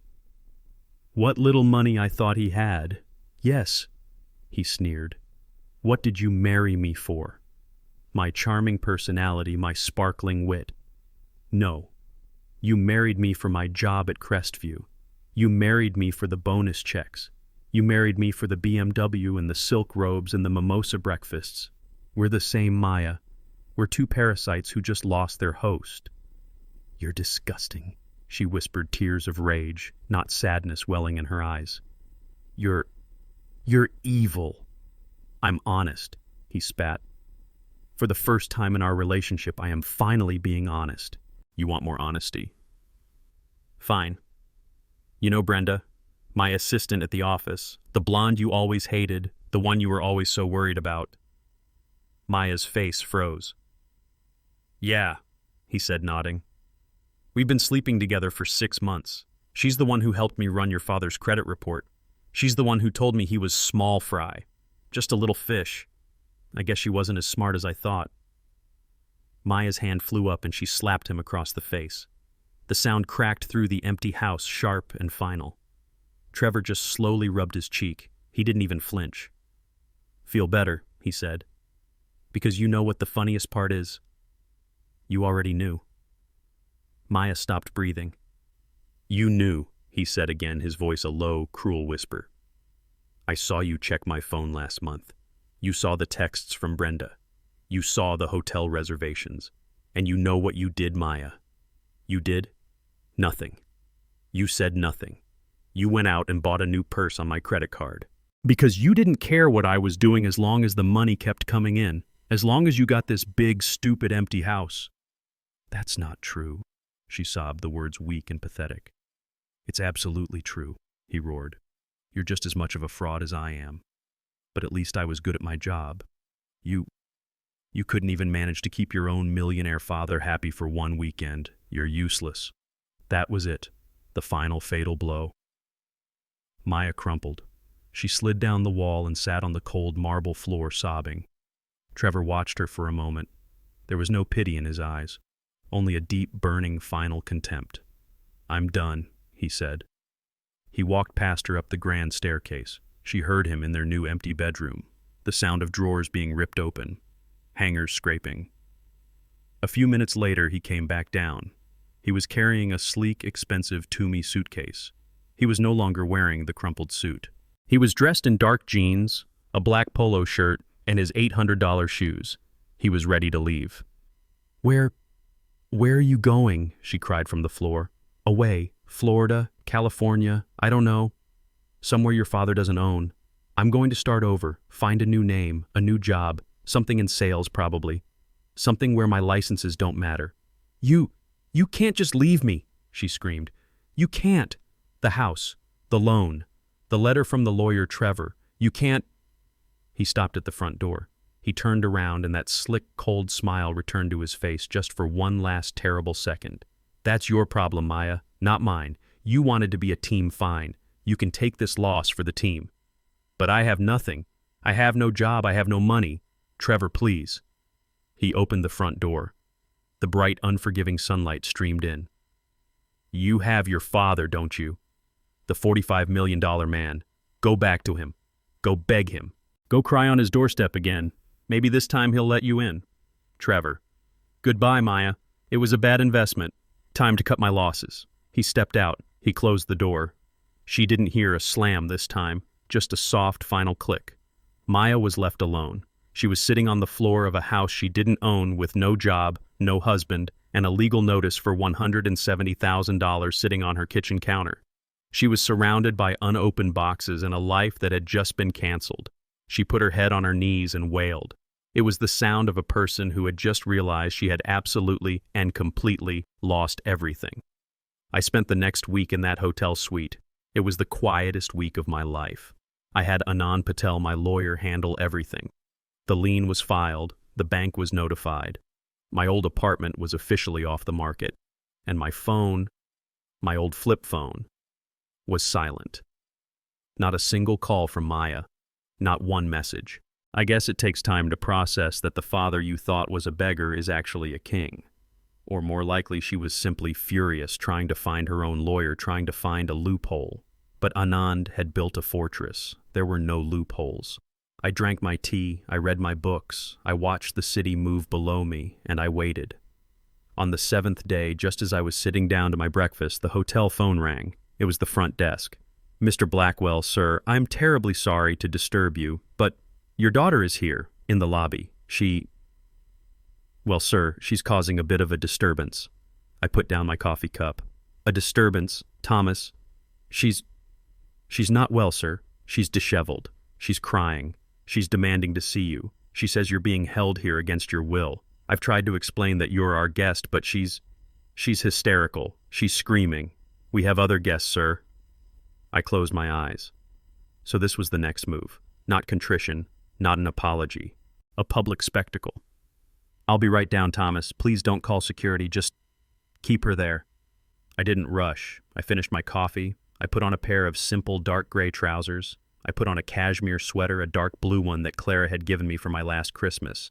I put on my good leather shoes. I brushed my hair. I looked in the mirror. I was no longer the old wet mailman. I was Isaiah Blackwell. I took the private elevator down to the lobby. I could hear her before I saw her. A raw, wailing sound that echoed off the marble walls. I stepped out of the elevator, and I saw her. The manager, Thomas, was right. She was a ghost. She was a wreck. Her hair was greasy and matted, pulled back in a desperate knot. She was wearing what looked like the same clothes she'd had on 3 days ago, a stained t-shirt and old yoga pants. Her eyes were swollen red and wild. She was pacing back and forth in the middle of the lobby while a young security guard stood nearby looking terrified. "Where is he?" She was screaming at the front desk. "I know he's here. He's my father. You can't just keep him." People were staring. The elegant guests having their morning coffee were watching with a mix of pity and disgust. She saw me. Her face crumpled and she ran. She didn't just walk. She ran, stumbling on the thick Persian rug. "Daddy!" she wailed. She collapsed at my feet. She literally fell to her knees on the cold marble floor and grabbed the leg of my trousers. "Daddy, please, please, you have to help me. You have to—" The piano player stopped. The entire lobby went dead silent. All you could hear was my daughter sobbing. I looked down at her. This was the woman who had slammed a door in my face, the one who had called me a rat, the one who had told me to go to a shelter. The manager, Thomas, rushed over. "Mr. Blackwell, I am so sorry. I'll have security remove her at once." I held up one hand. "No, Thomas, it's all right. She is with me." The manager looked horrified, but he nodded. "As you wish, sir." He and the guard retreated to a respectful distance. I looked down at Maya. Her face was buried in my pant leg. "Get up, Maya," I said. My voice was quiet, but it cut through the silence. "I won't," she sobbed. "I can't. Not until you listen. Please, Daddy, you have to help me. He's gone." "Who is gone?" I asked, though I already knew the answer. "Trevor," she wailed. "He's gone. He left me. He packed his bags and he just left. He said the show was over. He said I was useless. He said I couldn't even keep my own father happy." "I see. He tricked me. Daddy, it was all him. He told me you were an easy mark. He told me you were old and confused. He said all we had to do was ask and you'd give us the money. He made me say those things at the door. He said I had to be strong. He said you were a burden." She looked up at me, her face a mess of tears and makeup. "It was all him. I never wanted to hurt you. I just wanted him to be happy." I just looked at her. I didn't move. I didn't bend down. I didn't comfort her. "And you," I said, my voice cold and flat. "You believed him." Yes. "I don't know," she cried. "He was so confident. He promised me everything. This house, the cars, the life. I just wanted—" "You just wanted the money," I said. It wasn't a question. It was a statement. "No," she yelled. Then her voice cracked. "Yes." She whispered, her fight suddenly gone. "Yes. I wanted it. I wanted it so badly." I let the silence hang in the air. I let her kneel there. I let the entire lobby watch. "Why?" I asked, my voice still quiet. "Why, Maya, I never raised you to be this way. I raised you to value honesty. I raised you to value work. I raised you to be proud of who we were." "Because I hated it," she suddenly screamed, lifting her face to me. It was a cry from the very bottom of her soul. "I hated it. I hated being the mailman's daughter. I hated my secondhand clothes. I hated that all my friends at school, their fathers were lawyers and doctors. I hated that they went to Europe for the summer and I went to the public pool." Her voice was raw. "I hated that you were always so simple, so proud of being poor. I didn't want to be poor. Daddy, I wanted to be them." She gestured wildly at the elegant people watching us who quickly looked away. "And Trevor," she choked out. "He wasn't simple. He was shiny. He had the right car, the right suit, the right answers. He promised me I would never have to be the mailman's daughter again. He promised me I would be someone." So that was it. All my life I thought I was protecting her from the poison of wealth. I thought I was teaching her humility, but I wasn't. I was just making her thirsty for it. I had hidden my success so well I'd made her ashamed of the very thing I was proud of, my simple, honest life. "And now look at me," she sobbed, hitting the marble floor with her fist. "He's gone. The bank is taking the house. I got a call this morning. A certified letter. The bank is foreclosing. They said my name is on the loan too. I'm bankrupt. I'm ruined. I have nowhere to go." She looked up at me, a horrible, desperate, dawning realization in her eyes. "I'm you," she whispered in horror. "I'm the person you pretended to be. I'm a broke, homeless person with nowhere to go." She scrambled to her feet. She grabbed the front of my expensive sweater. "Daddy, please," she begged. "You have to help me. The $45 million, I know you have it. The letter said so. Just give me the money back, the $170,000. I can fix this. I can pay the bank. I didn't move. I just looked at her hands, her beautifully manicured nails digging into my cashmere. I slowly, deliberately unhooked her fingers from my sweater. I took a step back. "So that's it," I said. My voice was quiet, but it cut through the lobby. "You're not here to apologize, Maya. You're not here because you're sorry for what you did. You're here to make another withdrawal." "No," she cried. "No, that's not—" "Get your hands off me," I said. "You're embarrassing yourself, and you're embarrassing me." "I don't care," she shrieked. "I need help. You're my father. You owe me." That was the word. Owe. "I owe you nothing." "Maya," I said, "I gave you a life. I gave you my love. I gave you 45 years of my time, and you spat on it. You and that parasite, You slammed the door in my face. You called me a rat. You told me to go to a shelter. I didn't mean it. Yes, you did. You meant every word of it. You just didn't know I was rich when you said it. You thought I was weak. You thought I was junk. You thought the deal was done. You were wrong. I saw the look on her face. The final awful realization. She had failed. The test was over. The money wasn't coming. And just like that, the hysteria vanished. The anger drained away. The performance stopped. She just crumpled. She didn't fall. She just deflated. She stood there in the middle of that opulent lobby, a broken 35-year-old woman in dirty clothes. "Okay," she whispered. The fight was gone. "Okay, you're right. I came for the money. I came because I had nowhere else to go. I'm just like him. I'm just like Trevor. I'm a monster." She just stood there and wept. Quietly, hopelessly. This was the true rock bottom. Not the poverty. Not the foreclosure. This.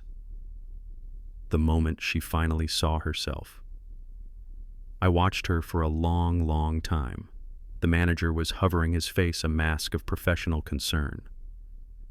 I thought of Clara. Take care of our baby girl. Don't let the world break her. But what do you do when she's the one who's trying to break you? "Go home, Maya," I said, my voice heavy. I don't have a home," she whispered, wiping her nose on her sleeve. "The bank, they're changing the locks tomorrow." "That is not my problem," I said. The words were hard like stones, but they had to be said. "You are 35 years old. You are healthy. You are educated. Go get a job. Go rent a room. Go figure it out, like I did." She turned her shoulders, slumped in defeat. She started walking toward the spinning glass doors. I watched her go. My daughter, my baby girl, walking out of my life. "Let her go," a voice in my head said. "She made her choice. She's not your problem anymore." But another voice, Clara's voice, whispered, "She's always our problem, Isaiah. You don't throw family away. You just have to teach them, even when it hurts." She was almost at the door. Her hand was on the glass. "Stop," I called out. The word was sharp. She froze. She didn't turn around. "I have a meeting," I said, my voice loud in the quiet lobby. "Tomorrow, 10 a.m., my lawyer's office. Anand Patel. You know the name. It's on the letter." She turned around slowly. Her face was a mask of confusion. "A meeting what for? To sign over the house?" "I am not giving you money, Maya," I said, my voice hard as steel. "I am not saving you. I am not paying your debts. You will lose that house. You will lose everything. You will go bankrupt. Do you understand me?" She nodded, biting her lip. "But," I said, "after you have lost everything, after you have truly hit the bottom, I have a proposition, a way for you to start over, a real start, from nothing." "What kind of proposition?" she whispered. "Be there, 10 a.m., don't be late." I paused, letting her hang on the one tiny thread of hope I had given her. "And Maya, yes, come alone. Don't wear those clothes. Take a shower. Find some dignity. And don't you ever lie to me again. This is the last chance you will ever get." I turned my back on her. I walked to the elevator. I didn't look back. I pressed the button. I heard the elevator ding. I stepped inside. Just before the doors closed, I heard her a small, broken whisper from across the lobby. "I'll be there." The law offices of Patel and Associates were on the 35th floor. The room Anand had chosen for this meeting was not a comfortable office. It was a boardroom. A long, dark mahogany table that felt a mile long. Black leather chairs that were so deep you felt like you were being swallowed. On one side of the room, a wall of glass looked down on the entire city. It was a room designed to make you feel small. It was a room designed for executions. I sat at the head of the table. I was wearing my dark blue cashmere sweater, the one Clara had bought me. I felt calm. Anand Patel sat to my right, a thin digital tablet in front of him. He was the picture of an expensive, dangerous calm. Maya sat far down the table to my left. She was clean. She had showered. Her hair was pulled back. She was wearing a simple gray dress. She looked like a defendant. She hadn't said a word since she entered the room. She just stared at the polished wood of the table, her hands clenched in her lap. The door opened, and a fourth person entered. He was a man in a rumpled suit carrying a heavy, overstuffed briefcase. He looked stressed. "Mr. Henderson," Anand said, standing up. "Thank you for coming on such short notice." "Let's just get this over with, Mr. Patel," the man said, sitting down heavily. He didn't look at me or Maya. He just opened his briefcase. "This is highly irregular." This was Mr. Henderson, a vice president of foreclosures from the bank that held the mortgage on Maya's new white farmhouse. "Irregular, perhaps," Anand said, sitting down, "but necessary. Ms. Blackwell-Davies, this is Mr. Henderson from the bank." "Mr. Henderson, this is my client's daughter, Maya. As we are all here, perhaps you can begin, Mr. Henderson. Please summarize the bank's position for Ms. Blackwell-Davies." Mr. Henderson put on his glasses. He pulled out a thick file. He was all business. He was a man who foreclosed on 6 houses before his morning coffee. "The position is straightforward, ma'am," he said, directing his words at Maya. "You and your husband, Mr. Trevor Davies, secured a mortgage for $620,000 based on a down payment of $170,000, correct?" Maya just nodded, her throat working. "However," Henderson continued, "a senior lien was filed against the property by IB Holdings last week. This lien is for the amount of your down payment, $170,000 plus accrued interest. This legal action constitutes a catastrophic breach of your mortgage covenants." He looked up at her over the top of his glasses. "Your mortgage agreement states very clearly that if the collateral that is the house is compromised, the bank has the right to accelerate the loan. We are accelerating the loan. The full amount, $620,000 plus fees, is due immediately." Maya's face was white. Immediately. What does that mean?" "It means," Henderson said, his voice flat, "that you are in default. We sent a certified letter to your husband this morning. The bank is foreclosing on the property. We will be taking possession of the asset. An eviction notice will be posted by a sheriff's deputy tomorrow morning at 9 a.m. You will have 48 hours to vacate." Maya let out a small, strangled sound. She turned to me, her eyes wide with pure, undiluted panic. Daddy, please. This is the meeting you brought me here to watch this, to watch them take my home." I said nothing. I just looked at her. "Please," she cried, sliding out of her chair and onto her knees on the thick carpet. She crawled the few feet to my side. She grabbed my hand. Her hands were ice cold. "Daddy, I'm sorry. I know I messed up. I know I was awful. I'm a monster. I know. But please, not the house. It's all I have left. Trevor is gone. My credit is ruined. I'll be on the street. Please." Her apology was just a jumble of panic. She wasn't sorry for what she did. She was sorry for what was happening to her. She was sorry for the consequences. I looked at her kneeling at my feet. This was the same daughter who had called me a rat, the same one who told me to go to a shelter. "I'll do anything," she sobbed, her tears splashing onto my trousers. "I'll get a job. I'll pay you back. I swear I'll pay you back every cent. I'll give you $50 a week for the rest of my life. Just tell them to stop. You have the money. The $45 million. You can just pay them." "Pay them," I repeated. My voice was hollow. "Yes, pay the bank. You can fix this, please, Daddy. Please don't let me be homeless." I looked at Mr. Henderson. He was pointedly staring at his watch. This was not part of his schedule. I looked at Anand. He was staring at me, his face a perfect professional mask. He was waiting for my signal. I looked down at Maya, my baby girl, the one I had raised, the one I had sacrificed everything for. She was broken. She was at the bottom. This was the moment, the final test. I waited until her sobs quieted down to just shaky, desperate breaths. "Okay," she whispered, finally letting go of my hand. She sank back onto the floor. "Okay, I get it. You're not going to help me. You brought me here to watch. You brought me here to punish me. Okay, I deserve it. I deserve it. I'll go pack my things." She was finally done begging. She was finally done negotiating. She just accepted it. This was the moment I was waiting for. I let the silence hang in the room for 1, 2, 3 long seconds. Then I spoke. "Mr. Henderson, I said. My voice was clear and strong. He looked up, annoyed.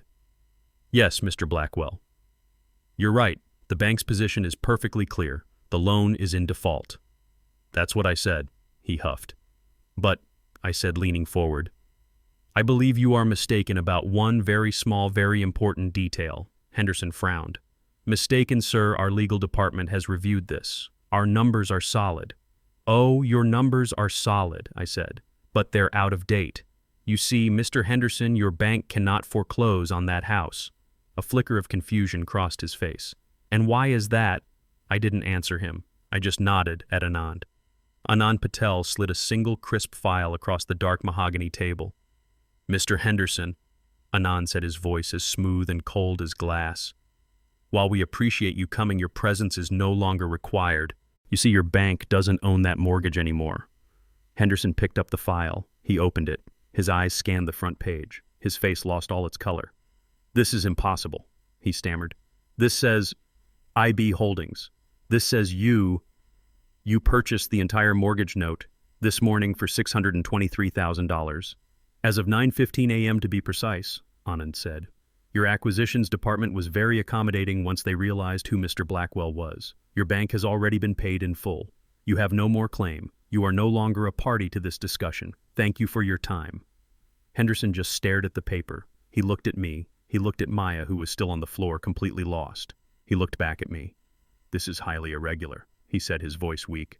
My client, Anand said, is a highly irregular man. Good day, Mr. Henderson. The bank vice president stood up slowly like a man in a dream. He put the file back in his briefcase. He nodded once stiffly, and he walked out of the room. The door clicked shut, leaving just the three of us. Maya was staring at me. She was frozen. She didn't understand. What just happened? She whispered. What did he mean? You bought it. She slowly got to her feet. Daddy, she said, a tiny, fragile spark of hope igniting in her eyes. You paid the bank, you saved the house. I said nothing. You did it, she whispered, taking a step toward me. You saved it. For me. Oh, Daddy, thank you. I knew you wouldn't. I knew you. She was about to run and hug me. The daughter who thought her rich father had finally swept in to save her from her bad decisions. I held up one hand, palm out. Stop. She froze, her arms half raised. I did not save the house for you, Maya. The hope in her eyes died instantly. It was like blowing out a candle. I don't understand. I told you at the hotel, I said. I am not saving you. I am not giving you money. I am not paying your debts. I told you that you would lose that house, and you have. But you just bought it. You just said, I bought the debt, Maya, I said, standing up. I was tired of sitting. I walked to the window and looked down at the city. I am now the sole lien holder. I am the one you owe the money to. I am your bank. I own the mortgage. I own you. She just stared at me. And, I continued, I am not giving you this house. I'm not that foolish, not anymore. Then you're just going to kick me out yourself, she whispered, her voice breaking. Is that it? You just wanted to be the one to do it. You seem to think, I said, turning to face her, that there are only two options, that I either punish you or I save you, that I'm either the angry old man or the rich fool.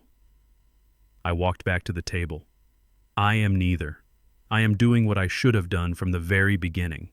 I am doing what your mother would have wanted. I am taking my name and my money and Clara's memory completely out of your hands.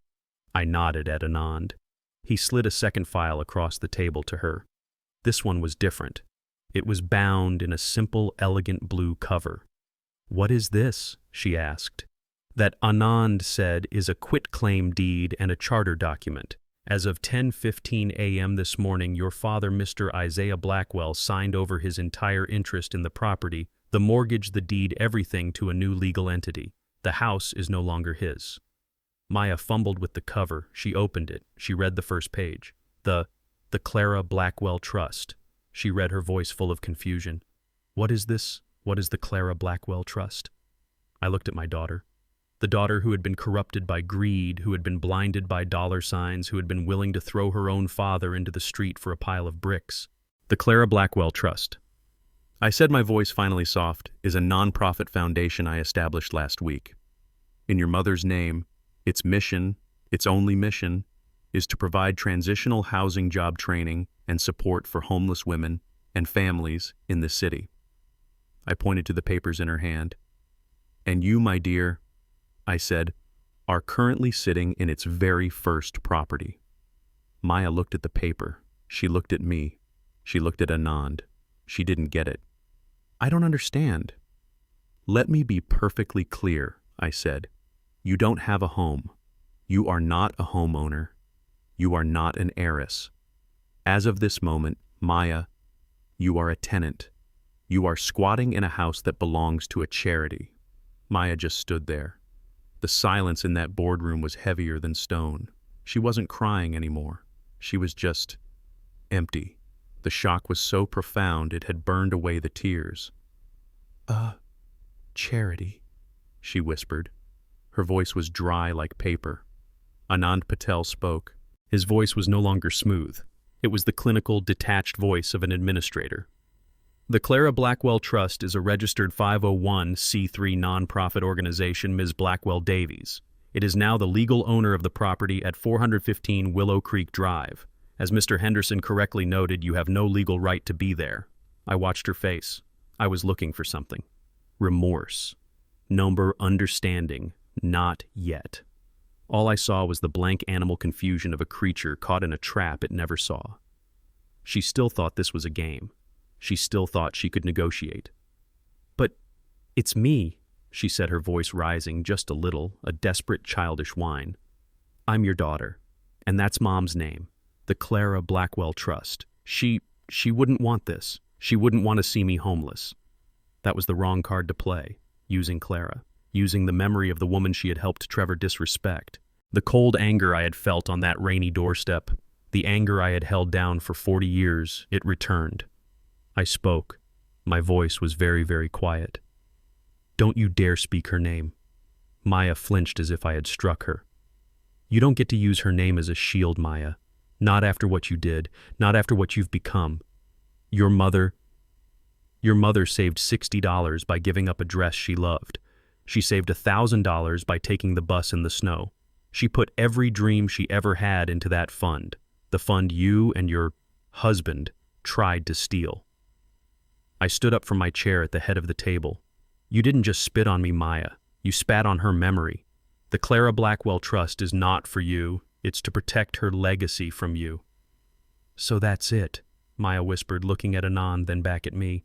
I'm just out tomorrow with the 48-hour notice from the bank. The bank is no longer involved, Anand said, his tone neutral. But yes, the trust takes possession of its assets immediately. The eviction notice will be served by a sheriff's deputy tomorrow morning at 9 a.m. You will have 48 hours to vacate. So I'm homeless, Maya stated. It was a fact. Yes, I said. You are. Just like you screamed at me to be. You're broke. You're in debt. You have no husband. You have no house. You have no job. You are, for the first time in your 35 years of life, completely and totally on your own. I walked over to the window, looking down at the city below. Welcome to the bottom, Maya. How does it feel? She just stared at me. The reality was finally sinking in. This wasn't a punishment. This was just the truth. She didn't cry. She just nodded. A small, jerky, defeated movement. Okay, she whispered. Okay, I get it. You win. You wanted to punish me. You did. I'll be out by tomorrow. She turned to leave, her shoulders slumped. She was accepting the consequence. This was the moment, the exact moment I was waiting for. However, Anand Patel said, his voice cutting through the silence. Maya stopped her hand on the massive boardroom doorknob. She turned around slowly. The trust, Anand continued, looking down at his digital tablet, is not an unreasonable entity. We are a charity after all. And you, Ms. Blackwell Davies, you are a person in a desperate housing situation. You fit our criteria. Maya's face was a mask of confusion. What does that mean? I turned from the window. It means the trust. Maya is willing to rent you the house. Her jaw dropped. Rent my house. It is not your house. I corrected her, my voice sharp. It has never been your house. It is the trust's house.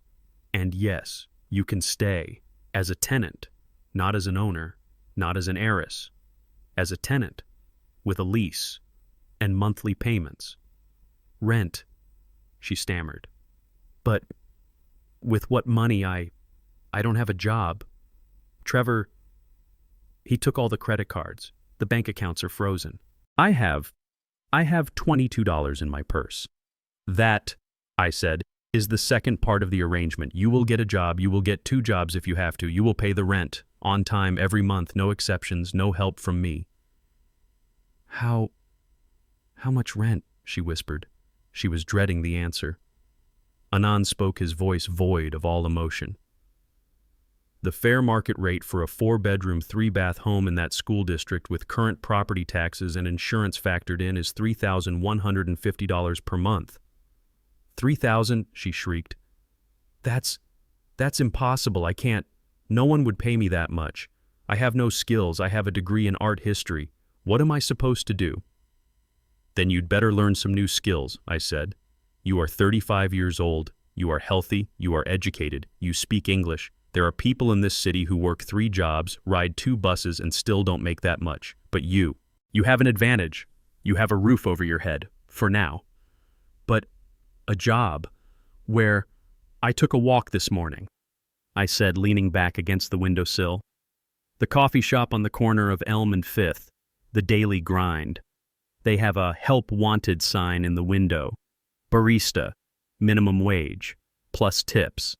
If you start tomorrow and you work a 60-hour week, you might make rent, if you're frugal.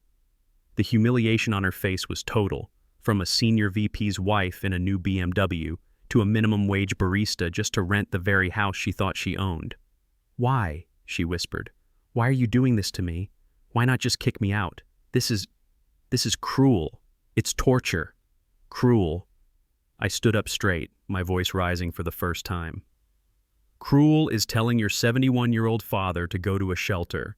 Cruel is calling him a rat after he just gave you his life savings.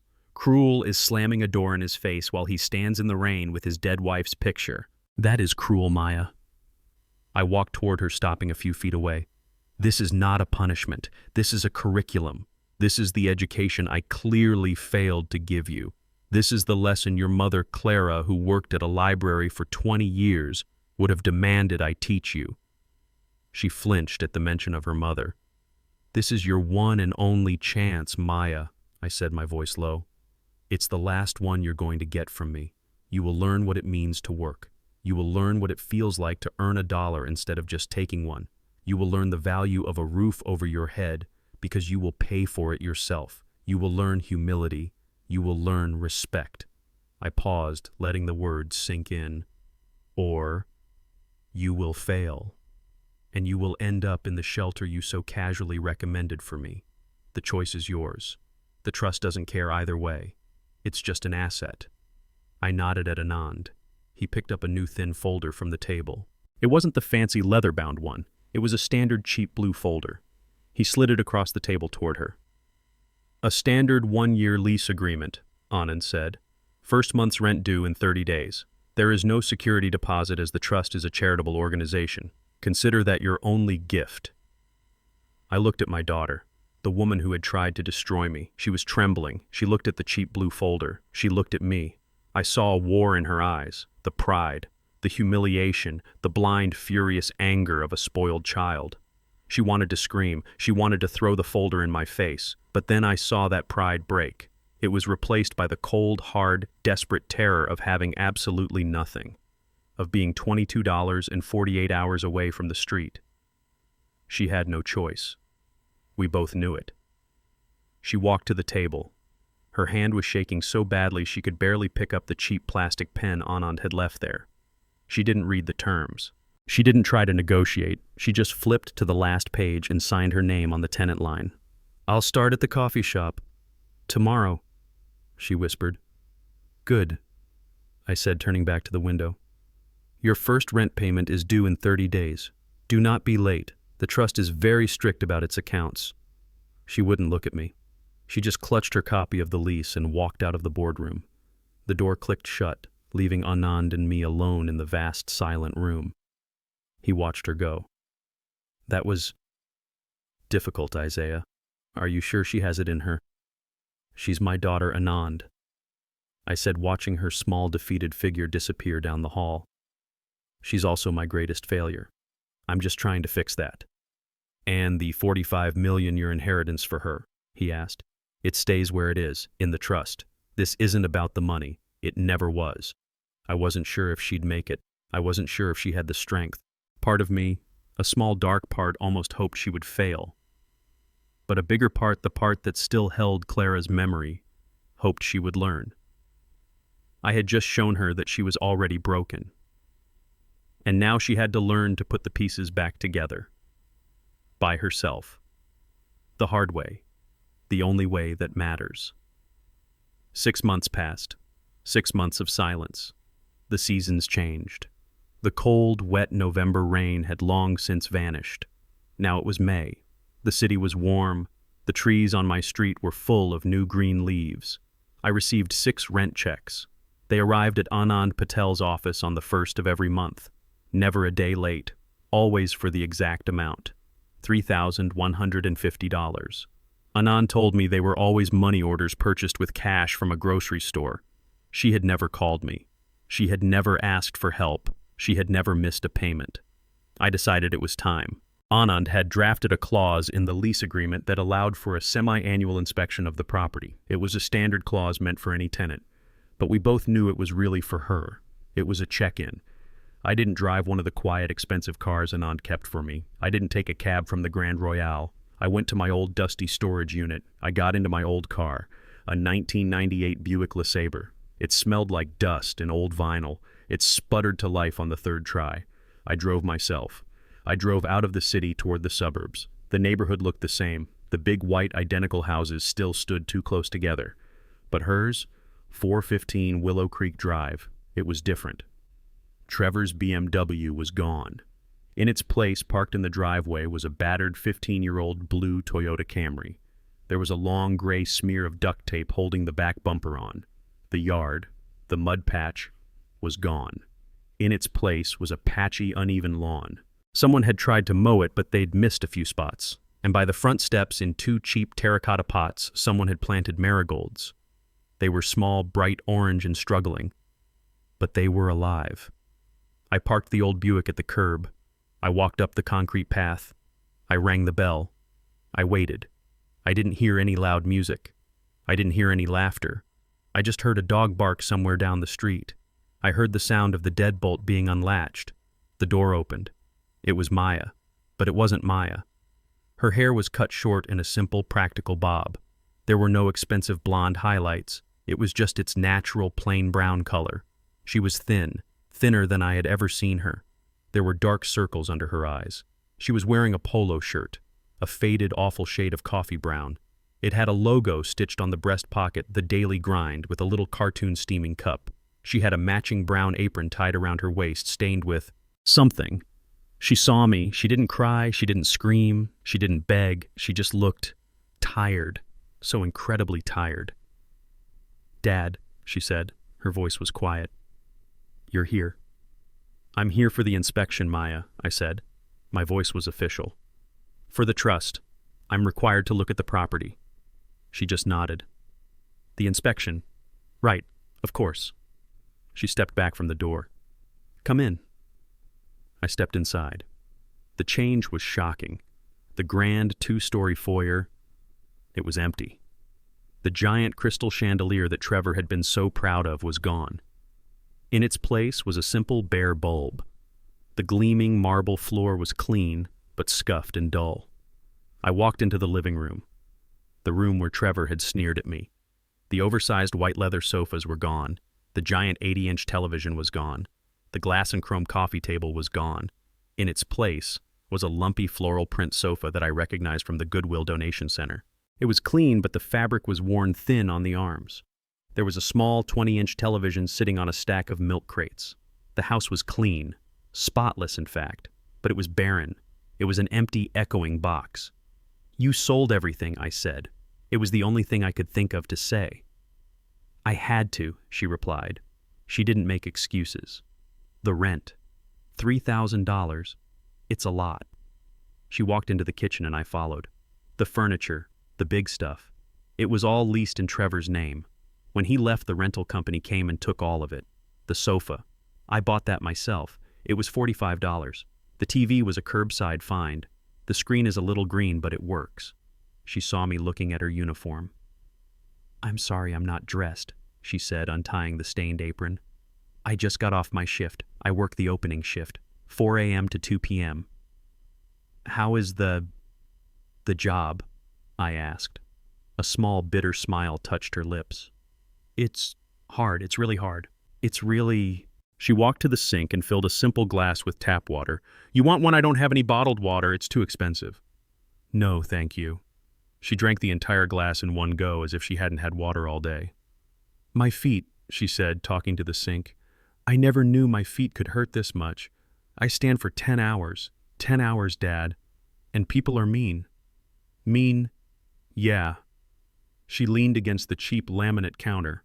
The gleaming granite countertops Trevor had bragged about were gone. She must have sold those too.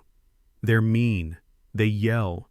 They yell at you because their latte has too much foam, or not enough foam, or because the milk is 2 degrees too hot.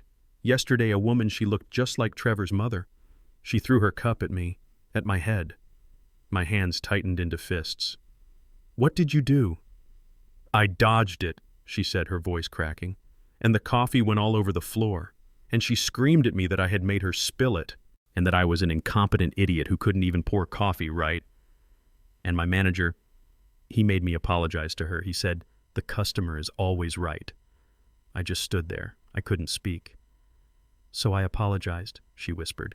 "I said I was sorry, and then, after she left, I went into the back and I cleaned the employee bathroom, because that's my other job, barista and janitor.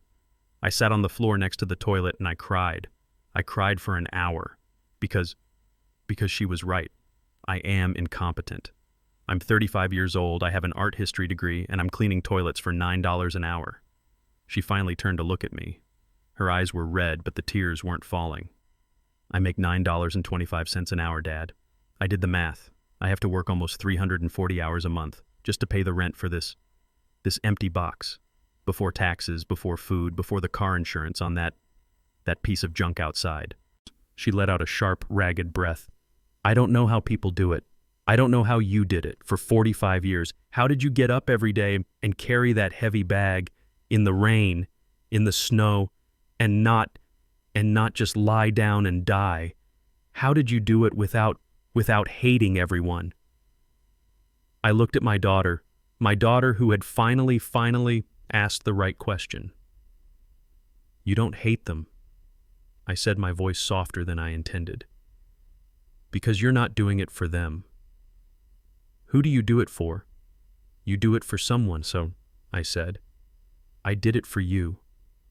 Your mother and I, we did it for you. So you would never have to know what this feels like. And look how I repaid you," she whispered. She turned away ashamed. "I was a monster, Dad. I know that. I see that now. Every time a customer yells at me, I see your face, standing on the porch in the rain, and I'm so sorry. I'm so sorry." This was different from the screaming, terrified apology in the hotel lobby. This was quiet. This was real. This was the sound of a broken person who was finally facing the truth. I just nodded. "The house looks fine, Maya. The trust will be pleased you're keeping it clean." I turned to leave. The inspection was over. The lesson was in progress. "Wait," she called out, her voice suddenly urgent. I stopped. I turned back. "I know I don't deserve anything. I know that. And I'm not asking. I promise. I am not asking you for money. I will never, ever ask you for money again." "What is it, Maya?" She ran to the kitchen counter. There was a small, neat pile of mail. It was the only thing on the counter. Bills, probably. She fumbled through it. She pulled out a large manila envelope. She held it out to me. Her hands were shaking, but it wasn't from fear, it was from hope. I just wanted to show you this. It's not much, and I'll probably get rejected. My grades from college, they were okay, but not great. I partied a lot. Trevor, well, it doesn't matter, but I had to try. I took the envelope from her. It was from the city university. I opened the flap. It wasn't an acceptance letter, it was an application. I pulled out the papers. It was a partially filled out application form for the graduate program. And on the line where it said program of study, she had written in a neat, careful, determined handwriting, Master of Social Work. I stared at the paper. I looked at her in her stained brown uniform, her with the cheap marigold struggling in pots out front. Social work, I said. My voice was thick. Why this? Because, she said, twisting the hem of her apron. I've been talking to people, the other women I work with, the ones who take 2 buses to get there at 4 a.m., the single mothers, the ones who are 1 bad week away from being homeless. She took a shaky breath. I want to help them, she said, her voice finding a new kind of strength, a strength I had never heard before. I think maybe I can. I know what it's like to be at the bottom. I know what it's like to be greedy and selfish and stupid. And I know what it's like to need help. I want to be the person I should have been. I want to help people, for real, not for show, not for money. I looked at the application in my hands. Master of Social Work. She wasn't asking me for money. She was showing me her work. She was showing me her change. She was showing me her penance. This was not the woman who had slammed the door in my face. This was not the woman who had cried for $45 million in the hotel lobby. This was someone new. This was someone Clara would have recognized. You'll need letters of recommendation, I said, my voice thick. I had to clear my throat. It's a very competitive program to get into. Her face fell. I know, she said, her voice small again. I don't know who to ask. All my old references, they were Trevor's friends. And my old art professors, I don't even know if they'd remember me. I looked at the application again. I folded it carefully. I slid it back into the manila envelope. I handed it back to her. I might know someone, I said. Her head snapped up. Her eyes were wide. Who? A man who runs a rather large charitable trust, I said. A man who sits on the advisory board of the university.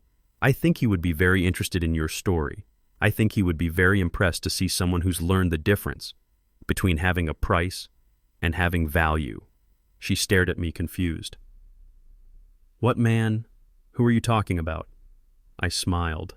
For the first time since I'd walked into this house. A real warm, genuine smile. Me, I said. I'll write your letter of recommendation, Maya. I'll write it myself. Maya's acceptance letter to the university was a small, thin piece of paper, but it felt heavy in my hand. I didn't just write a letter of recommendation. When you have the kind of resources I do, you don't just write letters. You make calls. I had called the dean of the university, a man whose name was on a library wing my trust had quietly funded 5 years ago. I didn't ask him for a favor. I simply told him a story. The story of a 35-year-old woman raised in privilege who lost everything. And instead of breaking, she chose to clean toilets for $9 an hour. I told him this woman was now applying to their Master of Social Work program. And I told him the Clara Blackwell Trust was establishing a new $500,000 scholarship specifically for non-traditional students, women who were rebuilding their lives from scratch. The dean was, as you might imagine, very accommodating. Maya was accepted 2 days later. She came to the hotel.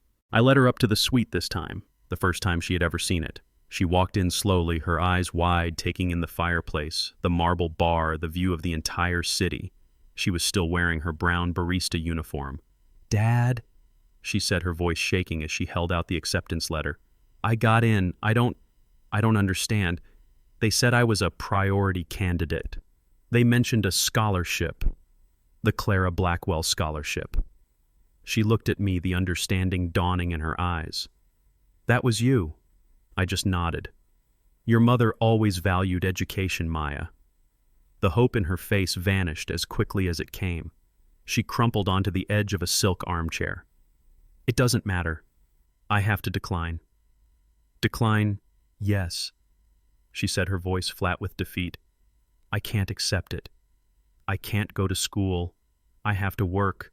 The rent, the house. I did the math again. I have to work 65 hours a week, Dad. 65, just to pay the rent and the utilities. I can't be a full-time student and work 65 hours a week. It's impossible. I have to turn it down. I see, I said. So you'll just stay at the coffee shop? I have to, she said, her voice cracking. It's the consequence, right? It's the lesson. I accept it. No, you don't, I said. She looked up confused. What? You don't have to decline the offer, Maya, and I am not going to pay your rent for you. Then I don't understand. Anand Patel is on his way up. The trust, it has a new proposal for you, a job offer. Anand arrived exactly 10 minutes later. He was not the cold, detached lawyer from the boardroom. He was smiling, a warm, genuine smile. He shook Maya's hand. Ms. Blackwell Davies, or should I say, Ms. Blackwell, I hear Mr. Davies has officially signed the divorce papers. He has, Maya whispered, her eyes on the floor. Good. Then, Ms. Blackwell, congratulations on your acceptance to the university. The board of the Clara Blackwell Trust is very, very impressed. Maya looked completely lost. The board, you told them about me, about the coffee shop. They've been monitoring your progress very closely, Anand said. You have not missed a single rent payment. You have maintained the property impeccably. You have held down a grueling minimum wage job for 6 months without a single complaint. You have not asked your father for $1. You have shown grit. You have shown character. I just sat back sipping my tea. This was Anand's show. The trust, Anand continued, has a logistical problem. We have just this week acquired 5 other properties from bank foreclosures. We are moving faster than we anticipated. We need a manager, a property manager. Maya just stared at him. A what? We need someone to oversee these properties, someone to coordinate the repairs, the cleaning, the placement of tenants, someone to work with the social workers, like the one you are about to become. We need someone who understands the mission. We need someone who knows what it's like to be one bad week away from the street. He slid a new thin folder across the coffee table. We are offering you the position, Ms. Blackwell, property manager for the Clara Blackwell Trust. Maya looked at me, her face pale with shock, then back at Anand. You're offering me a job. We are, Anand said. It's a full-time position. It comes with a salary, a fair one.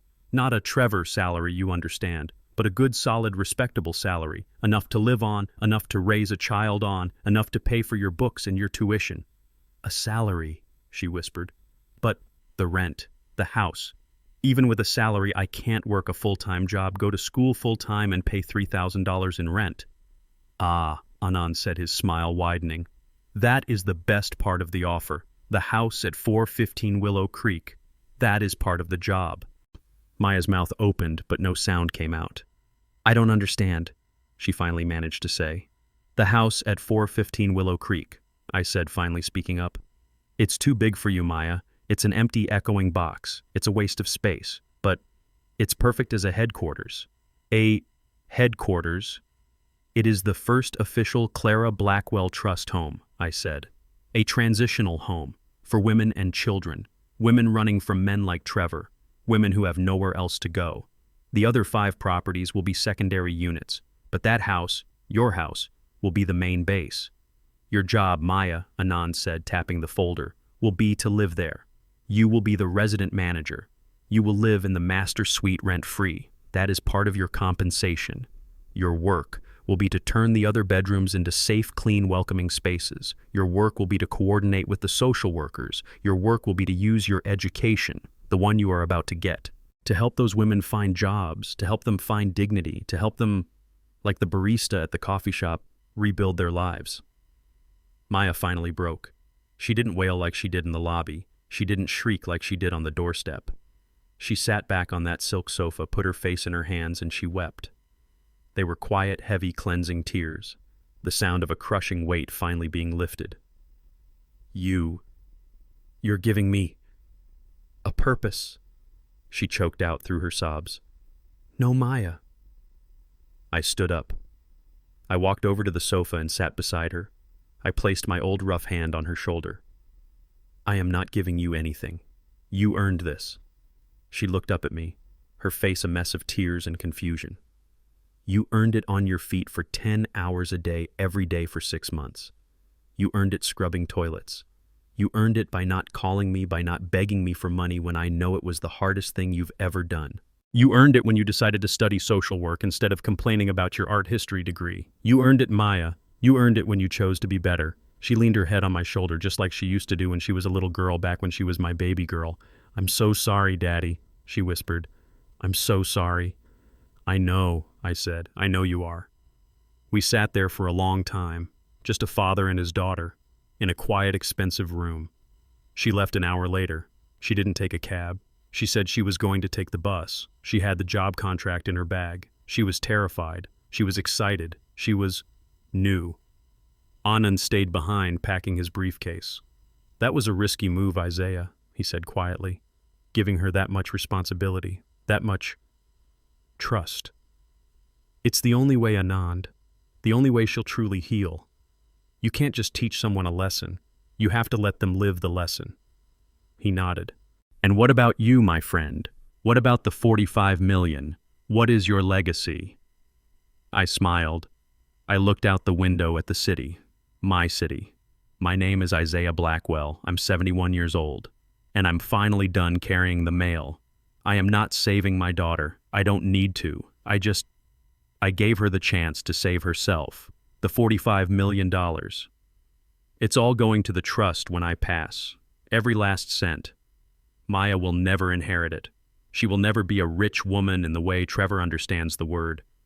But she will have a home. She will have a purpose. She will have a good, solid job that she earned.